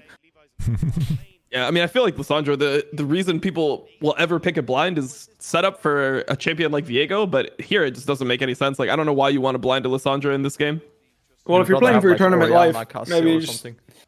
I mean, maybe it's just he's playing for his tournament life and he doesn't want to, like... I don't know if their team is like a we win by our mid laner carrying team, you know? If you're a team that just wins because your bot lane or your top lane smurfs, then you just lock it in and just accept, like, fuck it, you know? I'll just eat shit. And at least I'll be useful. Will you be useful? Maybe you'll just be completely useless. I don't think he will be, but I'm just saying, like, this is the mindset, right? Like, you lock in a champion with low risk, and the reward is also low. In this case, right? But you'd rather do that than take a risk, like high risk champion or even medium risk champion. At this point, it's like, yeah, maybe he just doesn't want to take any risks. It's fair because Kati has looked rough the whole tournament. I don't know much about Kati or if his name is pronounced Kati, but there's been some games. Movie star. It's Katie. Yeah, but you reminded me of the game. You remember when we have the prep? It's like we're gonna pick. I think we were planning to pick like Olaf into Gwen or Renekton into Gwen. And then it's like, but then I told Adam, it's like, if Gwen is open, we're gonna 2-3 it because Gwen was Giga OP. And then we're sitting there in Champions League. It's like, okay, we're gonna look in Gwen. And then it's like, Adam was like, I don't want to do it. And then I'm looking at you. I was so fucking mad. And you were like, just fucking pick me, Wally, man. Oh man. I was so mad. I remember that same day you went home and you just practiced Gwen jungle. I went home. I literally went home. This was when she was her first patch that she was available as a top laner for competitive play, and everyone knew this champ was completely disgusting. Because in solo queue, it 1v9 every game. You couldn't play against Gwen. But that was when you were 5 second jungle, W. Right? Yeah, I was jungling. When I played against you? Yeah. I was spamming Gwen jungle then too. Dude, the thing is, I wasn't spamming Gwen jungle because like I thought it was good in jungle. I thought you just blinded the top and you just won the game, right? But this was before people realized you could even jungle her really. People were playing her mid before they were playing her jungle. Like, jungle and top laners were spamming it. And I was like, fuck this shit. I refuse to lose another game to this stupid ass Gwen champ. And I played 6 Gwen games in a row that night. And I said, if Gwen is open tomorrow, lock it in. Yeah. I don't give a fuck. I refuse to lose another game to this dumbass champion. You gave me flashbacks because I can literally see the picture of Singe having the only positive win ratio opening up Low Analytics. You know, when you're like there's a stupid champion in the meta, you're like, you want to open Low Analytics with some inspiration. Yeah. It's like, people play Tryndamere and Quinn. Yeah, I mean, I did that recently, and half the stuff you see just makes no sense. Yorick. But there are some diamonds there in the rough, you know. Actually, I base most of my counter picks off the solo queue data, so I don't know. I don't know what you think doesn't make sense, but for jungle, maybe I can agree. For jungle, a lot of things can be weird. I mean, I forget what it was. I think it was like it was into some range. I think it was into Graves, and it was like the highest win rate champion was Rek'Sai, and I'm like, dude, Rek'Sai into Graves just fucking sucks, or like it was some shit like that. No, that makes sense. You do have to be skeptical about because some champions just win in solo queue no matter what. So like, even though the matchup isn't good, the champ just wins anyway. You gotta check the delta, yeah. A lot of nuance, but I agree. It's just something that just shows up. For example, right now, Jarvan, like for the last few patches, this champ has not lost solo queue against any champ in the game, and you can't tell me when the enemy locks in 1-2 Xayah, locking in 2-3 Vi could possibly be better than Jarvan. It like it can't I've been be. on the Jarvan train. It can't be better. It cannot be. Like it just cannot be. It doesn't exist. We've been listening to Treats talk about Jarvan for 6 months now. At this point, every game. They'll have 18 dashes. Insane. They'll have like it'll be like fucking Zeri, Lissandra, top will be a Gwen, and he'll be like, yeah, it's a good Jarvan game. No, like, bro, trust there's me. no way. I see like they go like Syndra Xayah or something, and they're locking in like I don't know, it's like Poppy jungle or something. I'm like, what? All I'm saying is I see 1-2 Xayah and I see 2-3 Vi, and I'm just like, all right, if that I don't see how that's not a Jarvan. Like if you want to lock in an AD jungler that is relatively strong early game and does things, it's gotta be Jarvan, you know. When you see Xayah, I don't know. Maybe I'm just washed up. Maybe that's the problem.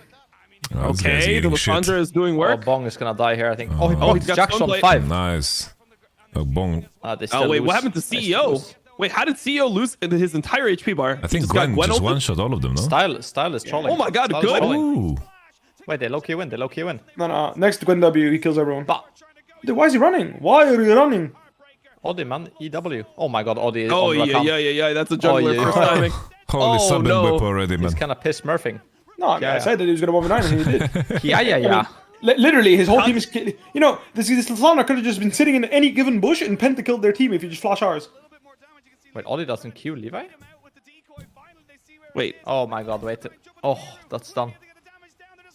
Thank you. Oh my god, he finally had It's all expected. Just sit in the fucking... If you're 1 HP, sit in the bush and flash R. Like, come on, man. He went to mid-wave and then he's like completely dizzy. Completely dizzy. On a different planet, this guy. It's fine, you know. It's okay. He's trying his best. I forgive him. If it was my 7th game, I would in fact ping him 6 times. For that performance. I like that it's 7 times. Just all the pings. Wait, you never pick anyone in my games, dude. You're literally like the last person I've ever seen tilted in NA solo queue. Because you probably got me in your early games. When I was in my early games, but in my later games in the night, dude, I'm like I get it out of my system. You know, if someone griefs me, I ping him 6 times, then I stop. Yeah. Like I don't like keep pinging him until the end of the game unless they continuously grief me. Then I will. Like, so for example, and like I've never played with this guy before, but I had Arc second in my game. Yeah. Oh yeah. I pinged him at least 36 times. Okay, that's only 6 sessions of spam. It was too disturbing when I saw on my screen. Bong, bong, bong. You don't need to go bong. Come on, bong. Look at CEO's entire HP bar, man. It was actually just all Gwen. I thought it's crazy. Really I thought at first that Gwen is crazy for going Shadow Flame into all of these mercs, but... I mean, she still is, you know. You could just buy Cosmic Drive and get more AP and not deal with the flat pen not being great. But I guess the only argument is because of the shields. I think the shields are the only arguments. But it's the reworked already, the reworked Cosmic, no? It should be, yeah. It's 145 AP if you manage to stack it, which is pretty damn good. Wait, you still get AP on this item? I thought you only get move speed. 100 plus 45, no. yeah. It's procs. Yeah, it's proc. When it procs. Yeah, after you hit someone 3 times, right? But that can be... Yeah. You will get the AP. Wait, hold on. This is a 3v4 we're fighting over here. Oh my god, Leon's brother, your ult is flying. Oh my god, Miru, he has no flash. He's just in the middle of the whole enemy team. Oh my god, they're griefing it. They're griefing it. A little bit. Zaya can win though. Oh, Zaya got fat. Wasn't enough. She got exhausted as well, by the way. Oh man, Bong is still no, bot. homies, I double checked. There's only a move speed now from Cosmic Drive. That was the rework. Oh really? You don't get any AP anymore? It's 20% move speed on max tech. Oh, I didn't know that. Well, I'm stupid. Wait, when did they change that? Was it? Baby! He's popping the CEO! Holy! Oh my lord! Dude, the CEO of Zaya. Bro, once he gets BT, he's winning that shit. Oh, it is on 0.8. Okay. So they just increased the AP and then removed the AP stack thing. Never mind. I think much less of this item now. No, I'm serious. I thought the item was much better than that. I mean, it's still decent. But you get 20% total movement speed now, Bippo, too.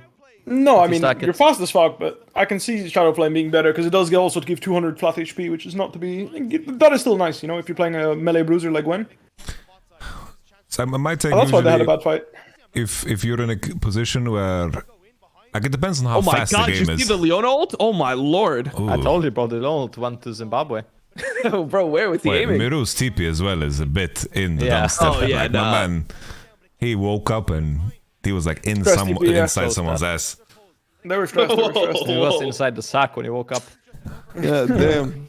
30. CEO, I want to see his damage done this game because these. I'm not gonna lie. Right into Zion. I wouldn't be very satisfied with my Viego selling me out here. I'm just saying, you know, I would have liked Viego, you know, doing a little kiting with the Zaya. But I mean, look, I swear every single fight you think is winnable. So far on my screen, on both sides, they have been. I'm not joking. Like I'm not like this bot TP. You know, I think they should have actually let Lissandra TP because I'm pretty sure Cassandra will straight up kill the useless ass Lissandra after she TPs from 20% health. Like he will just straight up kill her. If you rewatch that TP sequence, like Leona went in to stop the Lissandra TP, but I'm pretty sure he'll just double kill them by himself. There's no way Lissandra TP was doing the full tank build.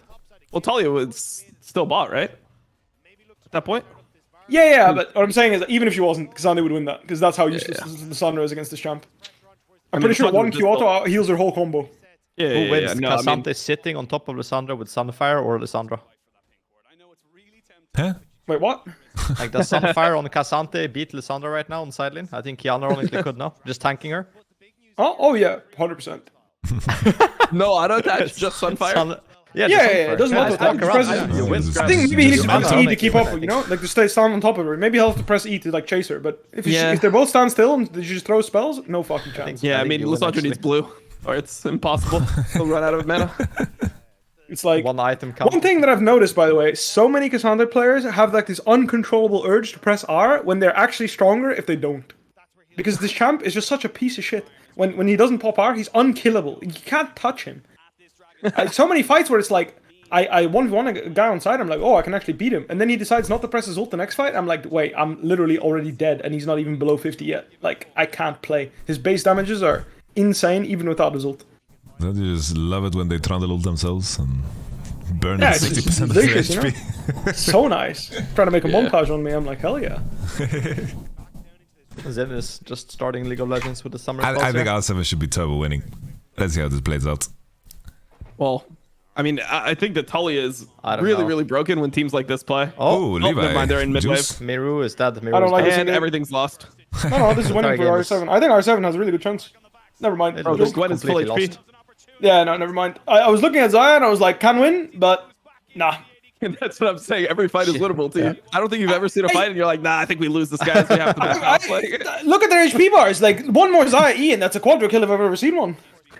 quadra kill. Okay, yeah. I'm dead Zaya's serious. entire team died in Bro. their ult. Like in my mind, I'm seeing the items. I see Void advantage. I see Flash on Talia. I see Zaya's R. I'm thinking there's no I'm way they saying lose. I agree that it's unlosable, except if I think If they lose. if they were split. No, if they were actually split properly and like only one person gets engaged on, but there, Viego, Leona, and Talia all got fucked in the same engage. Yeah, If yeah. it was just them going on Talia and Ghost Zaya is hitting for free, I don't give a shit what item gap you have. This Cassante Zaya combo against their comp can literally 2v8. Yeah, I was in the same state of mind. People, are you synced up with us?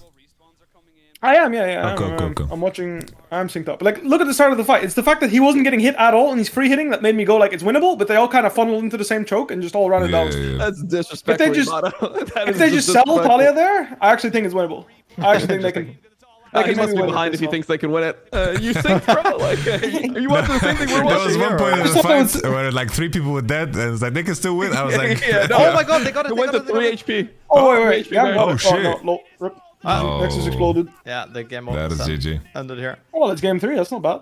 I mean, it's nice. Okay. I mean, honestly, it's a pretty exciting game, no? Like, Oh, this is pretty pretty back and nice. forth. It was good. No, it's just I thought if they would sell Talia and reposition her on Zaya hitting for free and just hit the first target, I actually think it was winnable. And then when they all died, for some reason, I genuinely thought like Cassante couldn't die in the middle of all of them.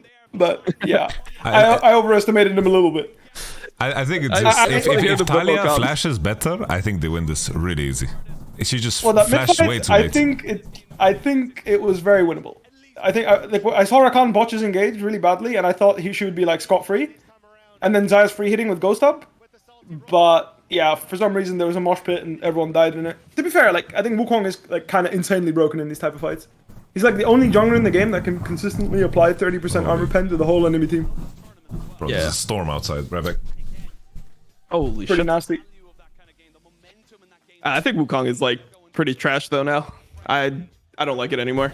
I feel like the Oh. clear was already bad, and then like the W nerf. I don't know. You feel that shit. No, I don't disagree with you. I feel like Wukong's been overrated for a long time, but he's like he's like Lee Sin. I feel like he's like if it works, it feels really good.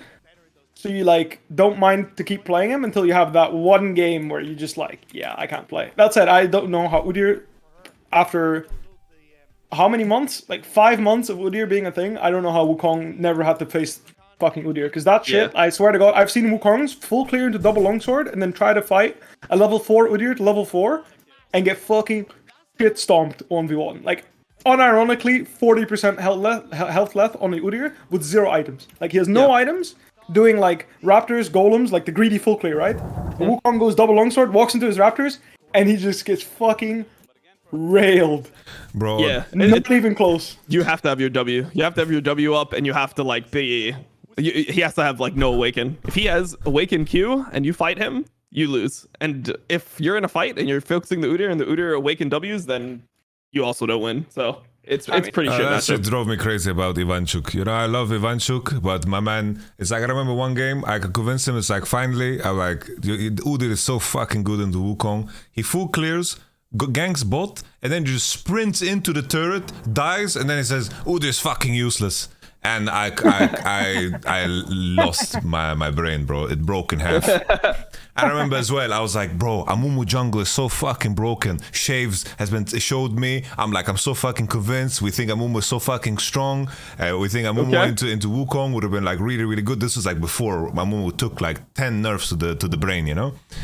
No, this champion's useless. No one plays it. Ah, Shiba. Okay. No one plays the junglers are the hardest people. Same to thing convince as well. for It's the like we were like Wukong just got buffed. Let's play Wukong jungle. It's really really OP. Nah, this champion's useless. I remember the same thing with Talia. Like Talia got like reworked, right? It was really OP jungle. But it's like jungles just couldn't play Talia. But here I have Ivan. He's really good Talia. And then the champion gets nerfed, and then he comes in. He's like, I think Talia jungle is really good. So. But I'm like, Ivan, the champion got nerfed. He's like, yeah, but now you can clear better. I'm like, what do you mean you can clear better? It can't clear better. That's okay, let's play it. Fuck it, I'm convinced. Let's just play. Fucking hell, man. It's like, so with so many players, you have to like plant seeds and like psychologically like ease them into champions. It's like you have to like prepare 3 weeks ahead of time. Dude, I walked into the Alienware facility this started this year, and I said before the split started, so they started scripted. This was day one of the script. I said Gragas is the most broken jungler in the game. You can't change my mind. He's unbelievably disgusting. Cannot be countered. Worst matchup is Maokai, but if Ban Maokai pick Gragas, you can't lose. I don't see how you can lose. Everyone's playing Sejuani, Maokai. What's Gragas' only weakness ever been in the history of 12 years of competitive play? His early game. Which is now uncounterable because you deal 20% less to his camps, so you can't even invade him anymore. 2 months later, Kanavi plays 2 games of Gragas jungle, and Gragas is now the best top laner, mid laner, and jungler in the game. Pick or ban, leave the champion open, instantly lose the game.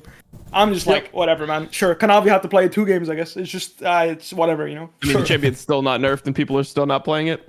Like, it's just, it doesn't take meaningful nerfs. Disgusting champion. It's actually disgusting how strong this champion is. Right. The nerf to Gragas was Catalyst. Got changed to be 1300 gold. Shit, now I have to press W 3 more times. But you don't even like, I mean, a lot of times when you're playing Gragas mid and you're like snowballing the game, you don't even want to buy the Catalyst. Like, you have so much sustain. A lot of times you're going to go like Ruby Crystal Blasting Wand or like a tier because you don't actually care that much about the sustain because you have so much of it. So, I mean, it's completely fine. This champ is completely broken. Always has been, always will be. Same for Gangplank. I think Gragas and Gangplank are the 2 champions that, like, no matter what, these champs will be good and competitive.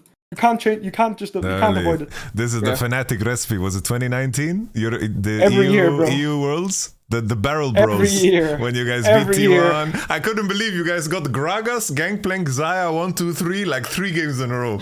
I was mind blown. I swear, every year we played, I locked in GP, we locked in Gragas, and we locked in Xayah or Rakan, either in like at any given point, and I just knew this was looking like a good game already, I see Bwipo solo killing Khan Vladimir with GP. Ooh, it's gonna be a good game. Things change about these champions, and people just like instantly drop it. Like GP was always like one of the best scaling top laners in the entire game, but as soon as they changed grasp, so you could no longer just walk up to them level 1 and just completely shit on them and win the whole game level 1, people were like, oh, the champion is just bad now. You can't win level 1 anymore when that's like not even the real reason why the champion was so OP. I agree. I will say that I think he's much more higher risk than he used to be because of that. Because his level 1 to 3 isn't like can't lose. Like you couldn't lose 1 to 3 on GP unless you specifically played like bone plating Lucian, and then you could stop him from like mauling your top laner. The reason I stopped playing because I thought it was just really risky. I think the reward is obviously insanely high, but the difference between, I think, the biggest difference with GP between now and in the past, I think, is in the past, you just build him like a fucking bruiser. So you just play him around being a slow bot. And he would just CC the whole enemy team with his ult. And then if you try to play the game walking through his ult, you get barreled and you can't move. And I think that was like so low risk. Because even if you fed on GP, which was possible because he was never like the biggest laning phase bully, if you know how to play against him, he was still a bruiser. Whereas now you have to commit to crit, otherwise he's just kind of shit. Like I will say they nerfed his damage a lot to be just like a bruiser GP. Yeah. Most of his scaling is on crit chance now. But I mean, don't get me wrong, I think you can play bruiser GP and you will be 10 times more useful than fucking Gnar. I think another issue for GP, I feel like every fucking jungler in the game can also like level 3 gank you on the cannon wave that you want to crash if that's how you play it. And like if that happens to you and all of a sudden like your base is disrupted and then it's like you have to, your team is fucking annoyed because the enemy crashed the top wave and you're threatened to be dove and then he crosses into Drake and you have to give up so much of the map until GP gets like 2-3 items and has like level 13. That can also be like very like a rough pacing to the game. I agree. He's definitely not as good as he used to be, but I still think that you can't tell me that Bin can't pilot GP matchups against Licorice, like you can't tell me that. No offense, I'm just being I real don't know. with I you. think I Luger's played kind against of this the bin goat. guy. He's good at the game. I don't disagree. All I'm saying is like I played against this bin guy, and I can tell you right now, this guy is better. Alright, I'm gonna have peace, boys. I'm gonna head out. Brave. Okay, Peace out. Alright, I'm gonna cheers. go out with a fin and have dinner. I was Okay, thinking, for me, Gwen is the master scaler. I feel like Gwen has so little natural counters like in the game. I feel like Gwen has items. There's like nothing that I feel like with Gwen I will have like a problem against. It's like very unique champions. Like maybe like Rakan has some counterplay. Maybe like Akali, but like where the fuck is Akali showing up? It's like Gwen is the modern Kassadin. It's like Gwen is a ticking clock, and she has counterplay into like everything that is in the game. If she has a good matchup, you know. Like if you can lane with Gwen, I think it's OP. Because every time I mention this topic on stream, it's like, well, you can pick Riven into Gwen, and I was like, yeah, but I'm talking if you can lane Gwen, then it's okay. I mean, I don't even know. Like, didn't somebody wasn't that the matchup that BB was trying to win at MSI last year? And then they locked in Exhaust Gwen, and he couldn't play the game. Yeah. Yeah. And then you just go I mean, exhaust. I don't on know if Gwen. it was BB, but yeah, like people just played Exhaust Gwen against Riven, and like it wasn't like he couldn't play the game, but like he was not progressing shit in that matchup, and we all knew Gwen was just way more OP. Gwen has been Riven like also- reworked a little bit, right, in terms of where her power is. Like, Yeah, I mean, I actually think she became universally better. I think the fact that she doesn't have to actually auto attack during her arcade, like in between Yeah, arcades, that's means huge. that her big wins are definitely smaller. Like she doesn't win as hard as she used to. And like she doesn't like burst as hard as she used to, obviously, because she can't like do the chain R spam. But in return, she actually has way more counterplay and like just way more flexible as a champion. You don't have to hit anything; you can just press R. yeah, the range matchups definitely got a lot better. I gotta remember there was like a period in time where I was just playing like Proto Belt Gwen into like the range matchups that were hard, and just because you could R off of not hitting, like it made such a big difference. Because I was like, Proto Belt Gwen, god damn. I was playing so much Gwen mid with Proto Belt because I wanted to just be Flash Ghost Gwen, and you just go Proto Belt into Shadow Flame, and you actually have so many windows. This was especially where like Veigar was showing up a lot. Like Gwen mid was my Veigar counter. Because you could just like slam your ball sack like past the wave at some point, and you could PUW and then E through his thing. Yeah, you E through can. his Yeah, page. yeah. Makes sense. I don't know. It's just league, you know. Like people don't want to take high risk champions into competitive. I get it. You know, it is what it is. Right, there's a Wooloo tweet about XL roster. That's a serious. Yeah, I saw it. Did you see the FBI to NRG was just reported? Crazy. I'm surprised actually. Yeah, I'm surprised. wow. I mean, Luger did have a kind of shit series. Wasn't that into FBI? I don't remember. It may have been. If it was, then that's the classic. You just beat the guy and take his job. Holy fuck. Feels bad, man. I don't know how good Peach is. I have no Yeah, he clue. did. So I can't. I tell. don't think he's that good, man. Like I watched his best of fives during maybe his EU Masters was just bad, but like it was pretty rough, man. I saw some egregious game losing stuff. Okay. I mean, all I'm saying is Bubble would have pinged this guy 6 times minimum if you saw what he did top lane level 3. Wait, who? I don't know who you're talking about. Peach. He was the jungler for Unicorns of Love Sexy Edition. Literally who? He's a Korean that played in ERLs this year. Literally who? Like what the fuck? Like I've never heard of this guy. What was it? It was USC versus. I mean, it's fine. You know, I trust you. Like, one thing I will say, like the thing about competitive play is like the nice thing is the people you're working with, you keep working with them. So when you feel like you need to ping them 6 times, you can just tell them like, if you do this in my solo queue game, I'll ping you 6 times. So you come to a conclusion. You know, like let's just find a reason why we should not do this. You know. Hold on, Let's find a solution. Clip. This is what XL scouted off of. Obviously, it's just one moment, but I thought it was funny. I'm done to investigate. I'll give you my honest opinion. It was USC versus MRS. MRS game 1. This is game 1 of the series, bro. This is how this shit opened. He drops the fucking bomb. Yep. Okay, so what you need to know about this, I'll let me change the stream so I can just stream it to you. But what is it? Is this it? Riot Games. All right, here we go. All right, so somehow Jax completely flexes lane. Jax somehow ends up in the situation or sorry, yeah, Jax ends up in the situation where Fiora chunks him to like 1 HP, just 1v1 top, chunks him to 1 HP like level 2, and Jax has to base TP with refillable. So like you don't see it on the map, but something bad happened top. Oh wait, he's getting fisted. Yeah, I agree. Yeah, so he's getting completely fisted, and Peach is first here. Okay, it's fine, it's fine. Then Venar gets like another trade. He tries to hold the wave. Venar gets another good trade somehow. We'll see it in a second. Oh, before he even based the PC, he gets him to 1 HP again. Holy shit, what a beast.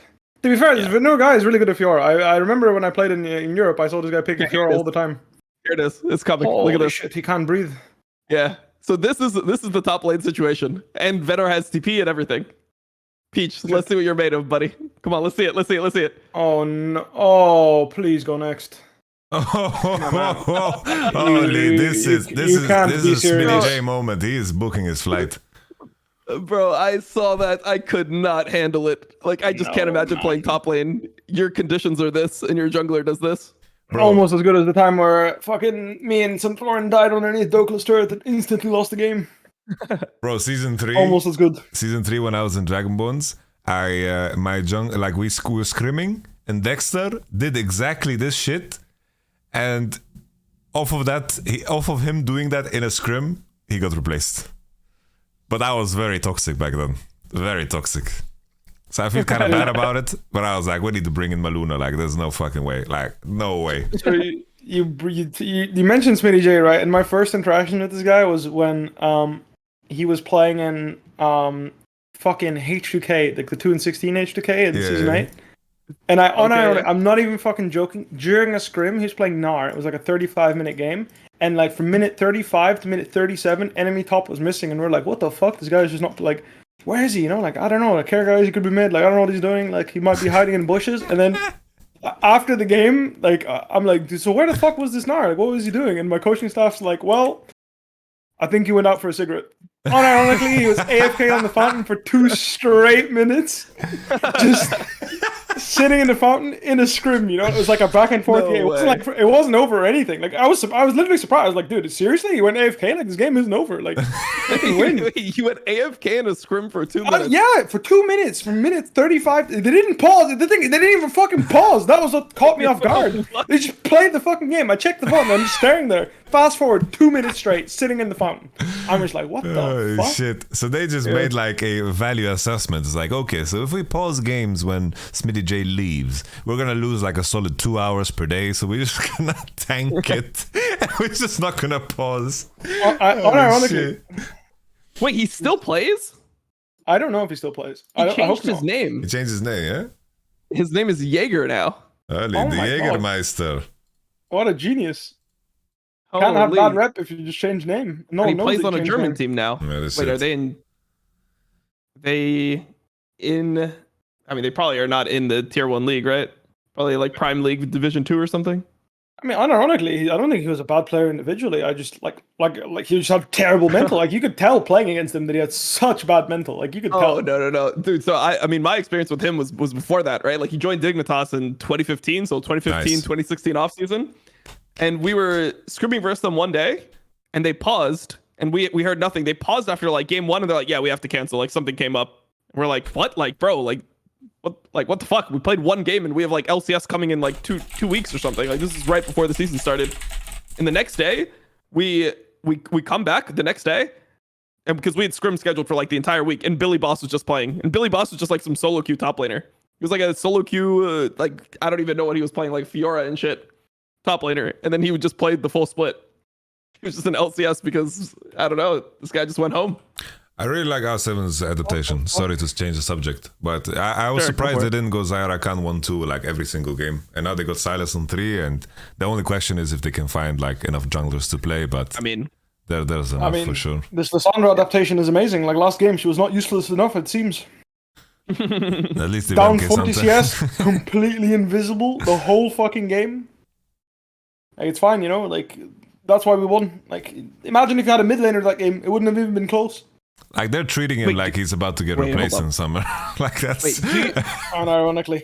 Do you actually care about Renata here? I don't understand the Renata ban. I feel like the lane can't. I mean, it can't be that bad. If they have Renata, Zeri, Kindred, I feel like that 3v3 sounds horrible. And then you also have like. Well, Silas. you want to pick Viego on 4, right? Because they picked Viego 1 to 3 every game, so I think it kind of makes sense because they have very short range and full melee, you know. Do you have to go Viego on 4? I mean, I assume that you could play a lot of things here. Like I'm just thinking because they played 2 Viego games, right? So far. Yeah. I don't care about Renata when I play Viego, I'll be fair with you. The only time I care is when the game's already lost.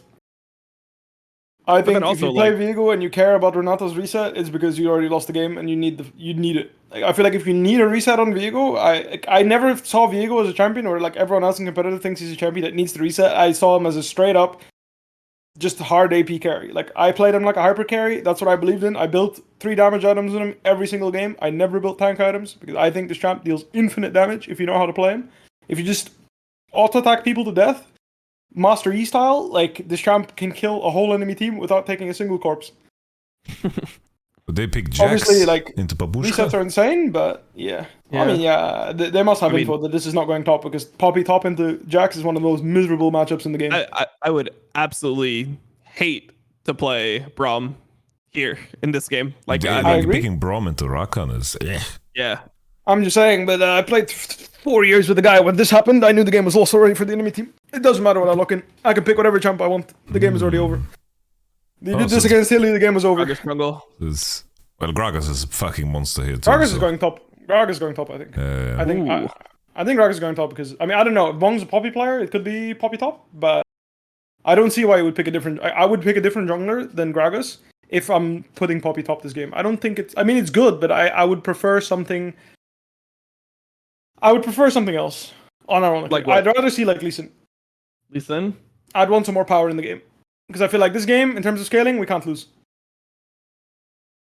If I have Zyra Khan into their comp right now, I think it's really hard to lose with Poppy. Like, Zyra Khan Poppy, I think, is so strong late game against their comp. Like, assuming it's Poppy top. So if you have, like, any juice early game, so Silas can actually contest mid, and we don't, like, the game doesn't break open because Kindred finds random kills and gets really fed, I think you have a very comfortable game.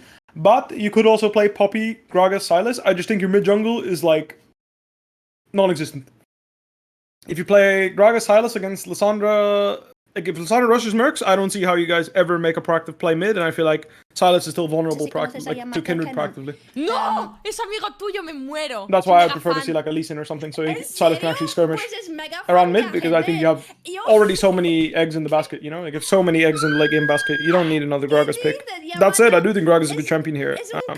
But it's the same reason why I don't like Poppy jungle here as well, because I feel like Lissandra will be immune, and Kindred will also always have the pressure mid. Que me está llamando YamatoCannon. Un momento. She will be able to fight 2v2, I think. I think it's just people see the, like, Gragas is just a, like, one-to-one counter to Kindred.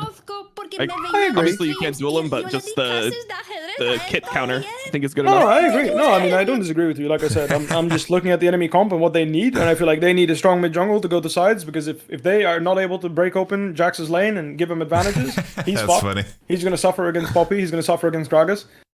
Same thing bot lane, right? Like, if Braum Zeri doesn't get actual skirmishes, like, if they don't get skirmishes going, Zyra Khan will outscale that bot lane to a different dimension, because Braum is literally useless against Zyra Khan. Like, he doesn't do anything. Yeah. He just gets hit by Zyra for free, and anyone that tries to help him gets Rakand. So that's why I want a really strong mid jungle this game, personally. I'm assuming Poppy top is not that popular. We've seen some games, but like blinding it on 4, I think it's a very no. purposeless. I mean, what I'm saying is, like, yeah, we've seen it, but like a real dedicated Poppy player, you know, you need to be good at this champ. I actually think Poppy top is one of the hardest champions to master in terms of laning phase. Like, I think playing a really strong lane Poppy is fucking hard. I think like, I was surprised I they think didn't it's go easier to like play Viego GP. on 4 and just counter pick top and just keep it simple, you know. I thought this was their move. I mean, I don't know, bro. Flex. That's why I was hoping for a flex Poppy. You know? I think a lot of people just care, like, especially when you're playing like uncoordinated games like this, you want to be playing a matchup that you feel is just good or like playable 1v1. And I feel like people don't really like playing Viego into Kindred. Like, it's playable, but it's hard. You have to do more work. Like, and there's just times in the game where it feels bad to play this matchup. I see that. I mean, I see that. I don't disagree. I also do think that you can win the game on the spot and one good. Like, if there's any good fight that starts without you having to start it, I do feel like you can take over a Kindred ult and just kill everyone. Yeah. I don't know how big the Poppy buffs have been, like in terms of how broken she is, because she got like picked in spots.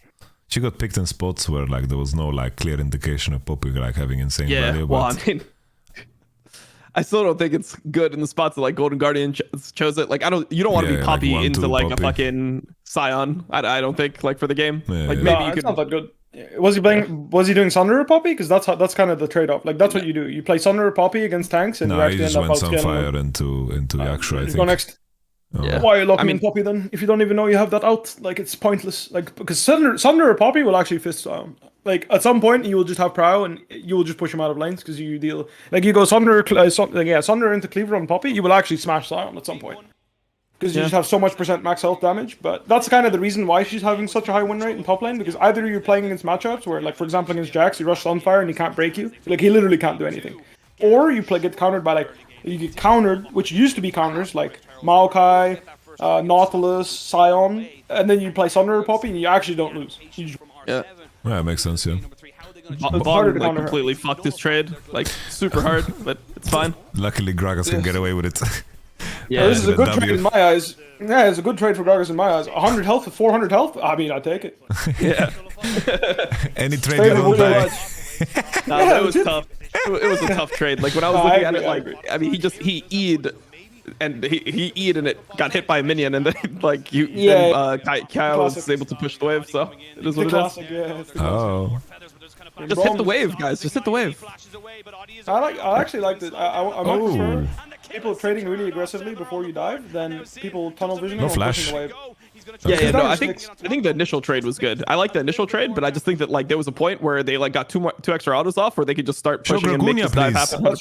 That's true. Yeah. Show Dragoon. Oh. Did he get damage? Oh, he actually got damage off on Kindred. I didn't see it. All right, he got the mark. We take it. That's a win. You get so much XP from these solo kills that when you TP back and catch most of the wave, you actually end up being ahead in XP. Like Gragas is ahead in XP right now. Most of the time, I feel like. I'm not sure. He TP'd a bit late and didn't get the cannon, so maybe he's behind. I'm not sure. It's pretty close anyway. Yeah, he's about even. It's about even. I think, but for Kindred, man, I'll tell you, any Noon Quiver jungler, if you get Noon Quiver here, you feel so powerful. Amen. I played. I even to this day I play exclusively Futures Market Graves because I need my Dirk first base after full clearing, or my champ just isn't the same. Yep. The difference between, like, if I could get Noon Quiver, I would play Noon Quiver Graves every game, but unfortunately there's no way to consistently do it. So you just have to take an L. But Serrated Dirk for me is the in between. How bad is it to do Raptor start with Graves? It's not bad, actually. You can do it. I feel like whenever I can Raptor start, like if I play Viego, I start Raptor almost no matter what. I feel like it's way too OP and you have so many options after the first clear. I mean, I start Raptors a lot just because, you know, the laners are just going to lose their mind if they have to leash anything. So that too. This is actually a pretty weird fight for them. Ooh, they're getting fucked. Papushka. Papushka. Nice. Oh, no flash on Levi. Levi's dead. The game's lost. It's looking rough, yeah, I'm not gonna lie. It's looking Does he have another E soon? Yeah, he has an E. There we go. Oof. Okay, Rainbow 7. I mean, Poppy's just the pick, you know?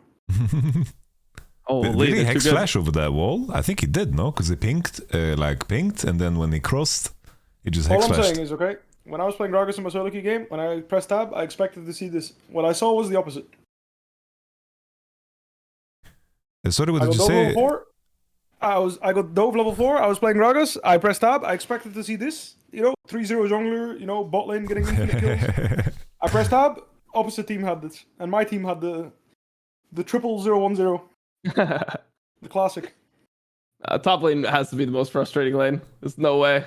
But the thing is, and this is like my mindset about top lane, is because no one expects anything from top lane, that's why you can do the most. And like unironically, it's a proven fact. Like if you actually look at internationally, like what top laners qualify, usually the best in the world show up. Yep. It's unironically a thing. It's rare to see, in my opinion at least, it's rare to see regions with like bad top laners, like qualify the world. I feel like it's pretty rare to go international and your top laner's ass. So I remember back in season 3, my mid laner was so fucking good. Like I had Extinct as my mid laner. So I would intentionally just pick anything top that could push, just so I could just go mid. Like, and no other top laner did this shit, because every other top laner was like freezing and CS advantage, picking Aurelia and making the game about themselves. I would be like, I'm just gonna push the wave and go mid, and then my mid laner is gonna carry 1v9 the game. And every mid laner would die to this. Every mid laner would die to Poppy this. is like hard griefing here by not taking a base like way earlier than this. Like they had the fight that they won where he got 2 more kills, and then he got Drake, and then he just didn't base and like ran to his top side. And now he's still doing things, and Drake and Herald is spawning in 17, but he could just be like on the Herald. He'd have more items. I agree. And The really bad habit people have is to clear their jungle before basing because they want to have like the best base, quote unquote, but they completely disregard their tempo.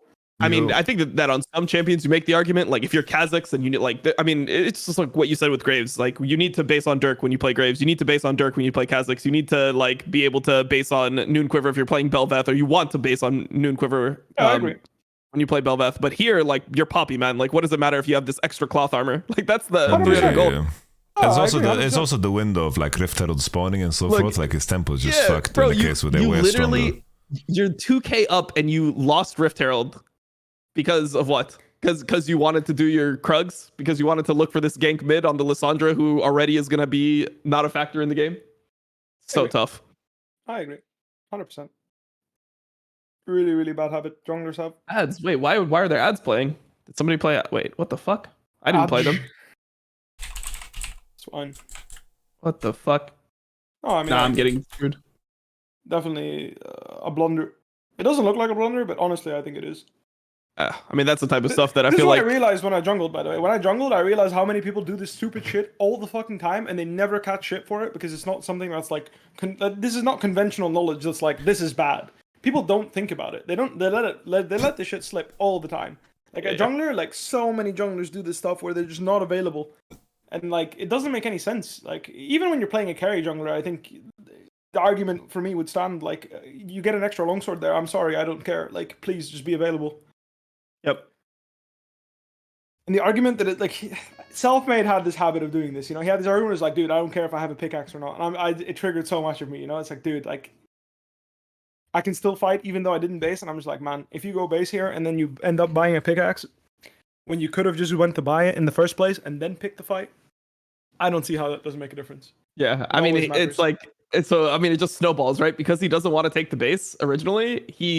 I'm rewatching what he did, right? So they do Drake, which is obviously correct, and then Crab is spawning on top of him, but like the mark is up on his Raptors, so he's like, fuck, bro, I want to get to both. So, like, I think it's fine because it's 6 minutes. He can do Crab. I mean, realistically, you should probably just run to his Raptors, ditch the Crab, and then be able to deny the mark from Kindred. But he does Crab, then he tries to deny the mark, and then because he's already, like, denied the mark, he's like, well, you know, I'm already standing topside, and one of my camps has gone topside, so I need to run, like, I wouldn't want to run back into my topside, so I just need to stay for this. And he just gets sucked into, like, being on the map for an extra minute and a half. Honestly, R7 played the sequence so well. They pressured mid dive, they made them defend, and they crossed into bot. Very good standard stuff. I like it. I agree. They play good League of Legends. Who is coaching them? Anyone notable or just? Not sure. I don't know. So for some reason, sometimes it's like when like these type of teams play, it's like someone that's like relatively famous as a coach or relatively successful actually ends up coaching them. I don't know. Maybe I'm just like maybe I'm. They just have a Korean coach named Kuhn. And he was the coach of Genji Academy previously. Okay. There you have it. Probably picked up a thing or two from watching Genji play. Yeah. Well, he created Pays. I don't know about that. He was Genji Academy coach. When was Pays in Genji? No, he was his coach. Yeah. I'm just saying, like, I don't think he created him, you know? No, imagine it's like he like Pays is playing solo queue, and then he walks over, he's like, your hand is wrong, and he like fixes one of his fingers, and then all of a sudden he just completely just turns into a beast. We had that in basketball recently, where like one of the players, man, he had no ult. I didn't even see. Yeah, but yeah, like in a playoff series, I mean, the guy's been playing in the NBA for like years, and in a playoff series, they fixed his shooting form. Like, yeah, so what he did is like the coach changed his shooting form to move one of his arms in so he had a better view of the basket while he was shooting. That sounds like a Seinfeld skit, dude. So it is. Unironically, are you like trying to like cap or like no? That's and then, yeah. like seriously, people believe that made the difference, or like is it actually a fact? 'Cause No, I don't know anything about like boxing. yeah, there's a bunch of like bad shooting mechanics and like players to have bad habits and then things change. I mean, there's a bunch of famous examples. There's a guy named Mason Plumlee, and he's like a 7-footer, and he's notoriously terrible at shooting free throws. Like he had one of the worst free throw percentages in the league. I think last year there was a point where he was shooting like 36%, which like for free throws, like you want to be at least in like the 70s or like low 80s or something. No, of course, yeah, it's free. So recently he changed, like this year he changed his form to use his left hand when he shoots free throws. So he doesn't shoot with his like shooting hand anymore. He shoots with his left hand, and his free throw percentage went up. So now he's just left-handed when he shoots free throws. Holy. I mean, fucking yeah. You'd It's think crazy. someone would like think of trying that, you know? Yeah. Like, after so many years, you know? Yeah.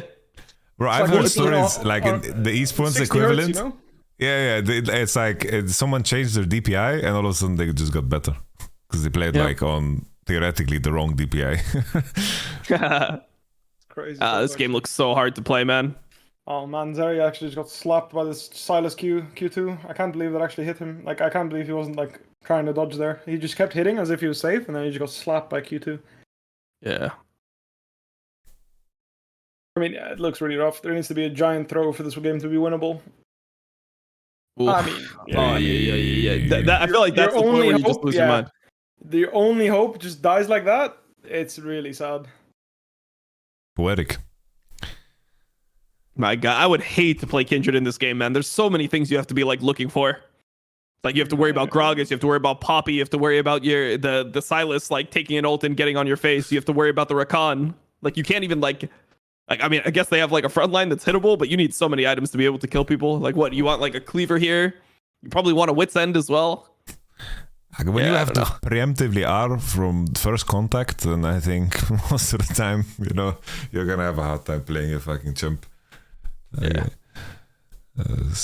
I mean, if he just flashed in a straight line and queued away, he was just fine. Yeah, I don't know what he was trying to cook, but it is what it is. Happens. Unironically, I'll allow it. I'll allow it. You allow him to flash and into game on purpose? Nice. Yeah, I mean, I don't mind this. What I do mind is locking in Lissandra and being completely piss useless, getting carried and thinking, I'm gonna do it fucking again. You know, like that stupid meme. I just feel like this is like the type of stuff. Again. This is the type of stuff where you can sense the player getting replaced. If you're going Lissandra all 3 games here, I refuse to believe that it's the player that really wants Lissandra or thinks it's a good Lissandra angle. It's just your team thinks you're shit and just wants you to play with something. This guy is not playing in this team summer. Yeah, this guy's not playing here. I mean, let's put it this way. They'll investigate the offseason, and if there's anyone that's available, he's getting replaced. And if there's not, you just like do the cringe like, hey man, happy to play again. Yeah. Glad you could make it. That's the best, man. Yeah. I don't think I've had that. Where it was like, I tried to replace someone, I had to play with them anyway. Yeah, I don't you can remember. always find someone. No, I've been, honestly, like, thinking back to my career, I've been very lucky with the players I've played with. I have pretty much, unironically, always had team gap or player gap. Yep. For the majority of my career. You got to play with a world champ. I mean, I think last year was unfortunate, but I still don't think it was a player. Like, I don't, like, it was a player issue in the sense that we played bad. I don't think it's like a staff thing to blame, but still, like, I don't think after joining Fnatic that I genuinely was on teams where it's like, we can't win. Like, it's just not possible, I feel like sometimes that just happens in competitive where you just look at the names and you're like, all right, this is not happening. Like, there's just no way. Yeah. You hope that happens when you get to Worlds, you scrim against IG and you're like, I've been there. But again, like, even at Worlds, like, it was rare. It was rare. Only very specific teams, and usually it was actually surprising which teams it was. Because, like, you don't have a good grasp of who's actually really fucking good at the game when you're just watching teams play. I feel like you can tell, like, mid game, like, who's really good at mid and late game. But when it comes to early game, I feel like you get surprised by certain players. Like, for example, Kingen, like, people underestimate how good this guy is, like, whole year last year. And even after winning Worlds, people still underestimate this guy. but he was actually very good lighting. He's When- actually Like very Pioshik, good. like people underestimate Pioshik right now super hard. Like he's a world champion. And If I speak, let's leave it at that. No, this like is what I when- do. when Well, I we- just put people in the most uncomfortable positions possible. You should on see when cooldown Jack for is here, content. dude. I Like know. when Jack Spectra is It's a here. nightmare. Oh my god, it's a nightmare. I actually don't know. I never actually in depth watched Pioshik play, so I actually don't have an opinion on his gameplay. Yeah, I don't have an opinion. I don't have an opinion either. Ooh. I definitely haven't made my opinion known. Babushka got 2, man. Nice.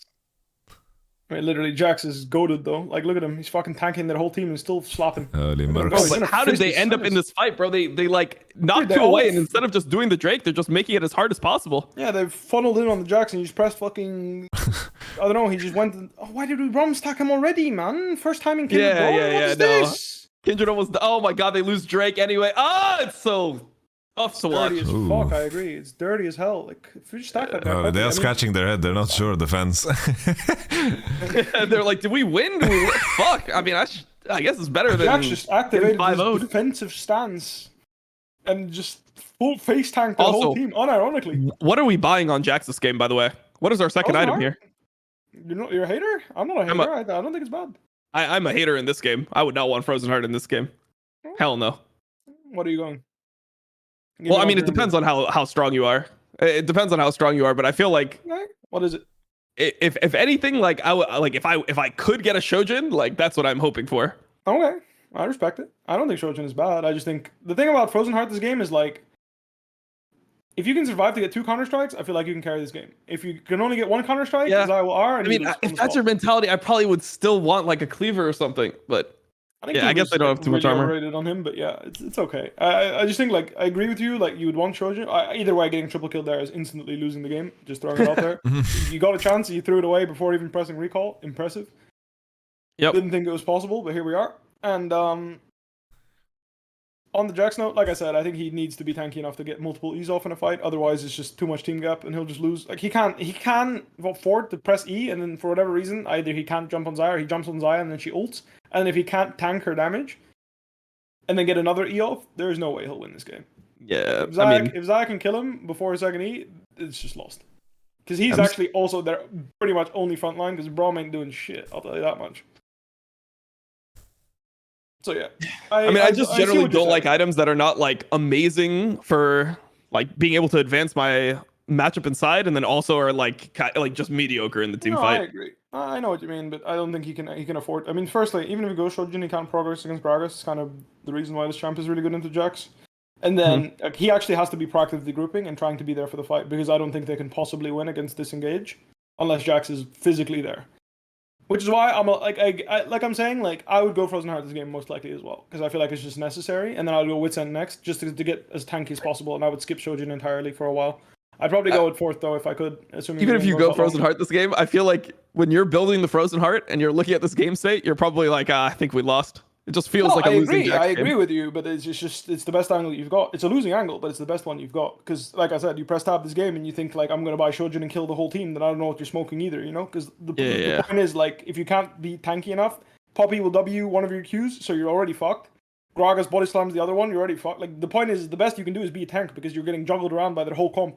Because you decided to lock in Jax when you saw Poppy already locked in, which is like genius, you know? Like, Oh yeah, I mean Shojin is definitely like hopium to get to more items than just Shojin. Like if the game is ending on 2 items, I guess. I mean, what are you Yeah. buying though? Because I'm still buying Frozen Heart next. Like I'm buying an armor item no matter what this game. Because if I don't, Xayah's gonna delete me. Yeah. That's the issue, right? Like you have to buy one, and ultimately Frozen Heart is the best one because you can't solve the Xayah problem without actually buying Frozen Heart because she will just kill you. It sucks. I agree, but it's your best chance, unfortunately.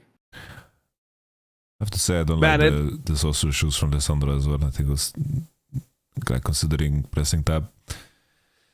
See the issues. I don't think. I mean, this guy can't press tab and champ select Well, when the fucking champion icons are on his screen and he locks in Lissandra. Like, do you think he's Yeah. good in game? I think it's also. I think the a only pretty way good this game is Leandri playable for yeah, exactly. The only way this game is playable for Lissandra is you have to go Leandri's. I don't think you can afford to go Everfrost in a game like this. Like No. you're just actually gonna do piss damage. I'm just saying, this guy averaged 6 CS per minute on Lissandra 2 games in a row, even in the game where his team. 3 games in a row, even. This is his third. 3? I didn't Lissandra, watch no? the first one. Yeah, it's Yeah, I didn't watch 3 games. He got monster stomped the first game. Nice. So yeah, I think he's just buying whatever says crowd control on it. It's a blower, but it is what it is. But yeah, honestly, like I see what you mean, but I actually think Jax is just kind of. I personally think Jax's best 3-item core is this exact 3-item, and I think you can interchange with Sand Frozen Heart, but I'm pretty sure you should buy this 3-core every single game, almost exclusively. I think it's really rare where Shojin gives you enough juice that it's worth buying over these items. I think it's very rare, and I think Cleaver is a total side lane item, and it can be good if you're side laning a lot and you're trying to break a bruiser, but break a tank. But I don't think you actually break tanks 1v1, even if you go Cleaver. Yeah, this isn't even a tank. And in a team fight, you're never hitting a champion 6 times in a row, and even if you do, half your damage magic, man. Well, why is R7 all of them standing on the wave? I don't. Yeah, think no, this is like one where you just sit. This is the one thing that we always talk about. Like their position is so won already. They have vision on Nash. They really can't they're doing the pressure. same thing. They're doing even worse. They have 5 people holding hands. Like there's 4 people holding hands, and you decide to bring one more. It's like, oh, it's like it's nice and hot by the fire. Yeah, no, it's one thing that I always see these teams do is like when you're on Soul or when you're like when Baron is spawned and you're making this trade, people can test mid lane so heavily on this last wave that is crashing like 3 seconds before the spawn of the objective. Yeah. Where, but you can like contest mid by just being in fog and you're just pressuring more. Yeah, I think if you sit on your vision, you like completely fuck them. Jax is dead. Paper. Oh my god, he got it. Wow. I mean, game's still lost. Anyway, I think. Yeah, they lose Nash anyway.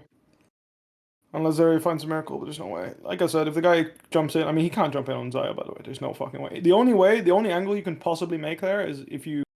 Well, they get Baron anyway. You flash on him instead of Q. If you Q forward on Xayah, you can't win. You can flash and then Q away. But I think that's something that actually a lot of engaged players struggle with, is like the idea of flashing in first and then using your movement skill to run. Like, for example, I think Jarvan, like just flash hiring Xayah and then EQing away is like one of the best ways to create space against this champ. Yep. Yeah, but no one will do it. They always EQ forward and then flash out and then realize like, oh, this flash doesn't get me far enough away. I think the whole conversation of the value of flash is also often really misunderstood. Because in the context of like, let's say you flash an ult and you burn it, in the context of that 1 minute cooldown of the enemy ult, the value of flash is in a lot of cases like a lot less. Because it's like the theory is that you ult a couple of times during a flash cooldown, but if the Drake is decided, then flash is less. I mean, worth how criminal is the Zeri positioning in this fight though? Do you see what he did? Like the fight opens up and he eased directly into the pit, where the only 2 people in the pit are the Gragas and the Poppy. Oh. Like, it's just mega criminal. I don't disagree. But, like I said, I think your Nexus exploded in draft, to be fair with you. This game, I see, unless your mid-jungle is taking over the game completely, I don't see how you win this game. What I will say is I don't know how Lissandra didn't get included on this top play, given the fact that she had full power on Sylas, and she should. If she plays reasonably well, the first 3 waves, there's no way Sylas can stop her. Unless he just sends it, and then Kindred should just go mid instead. Yeah, but I mean, that's like...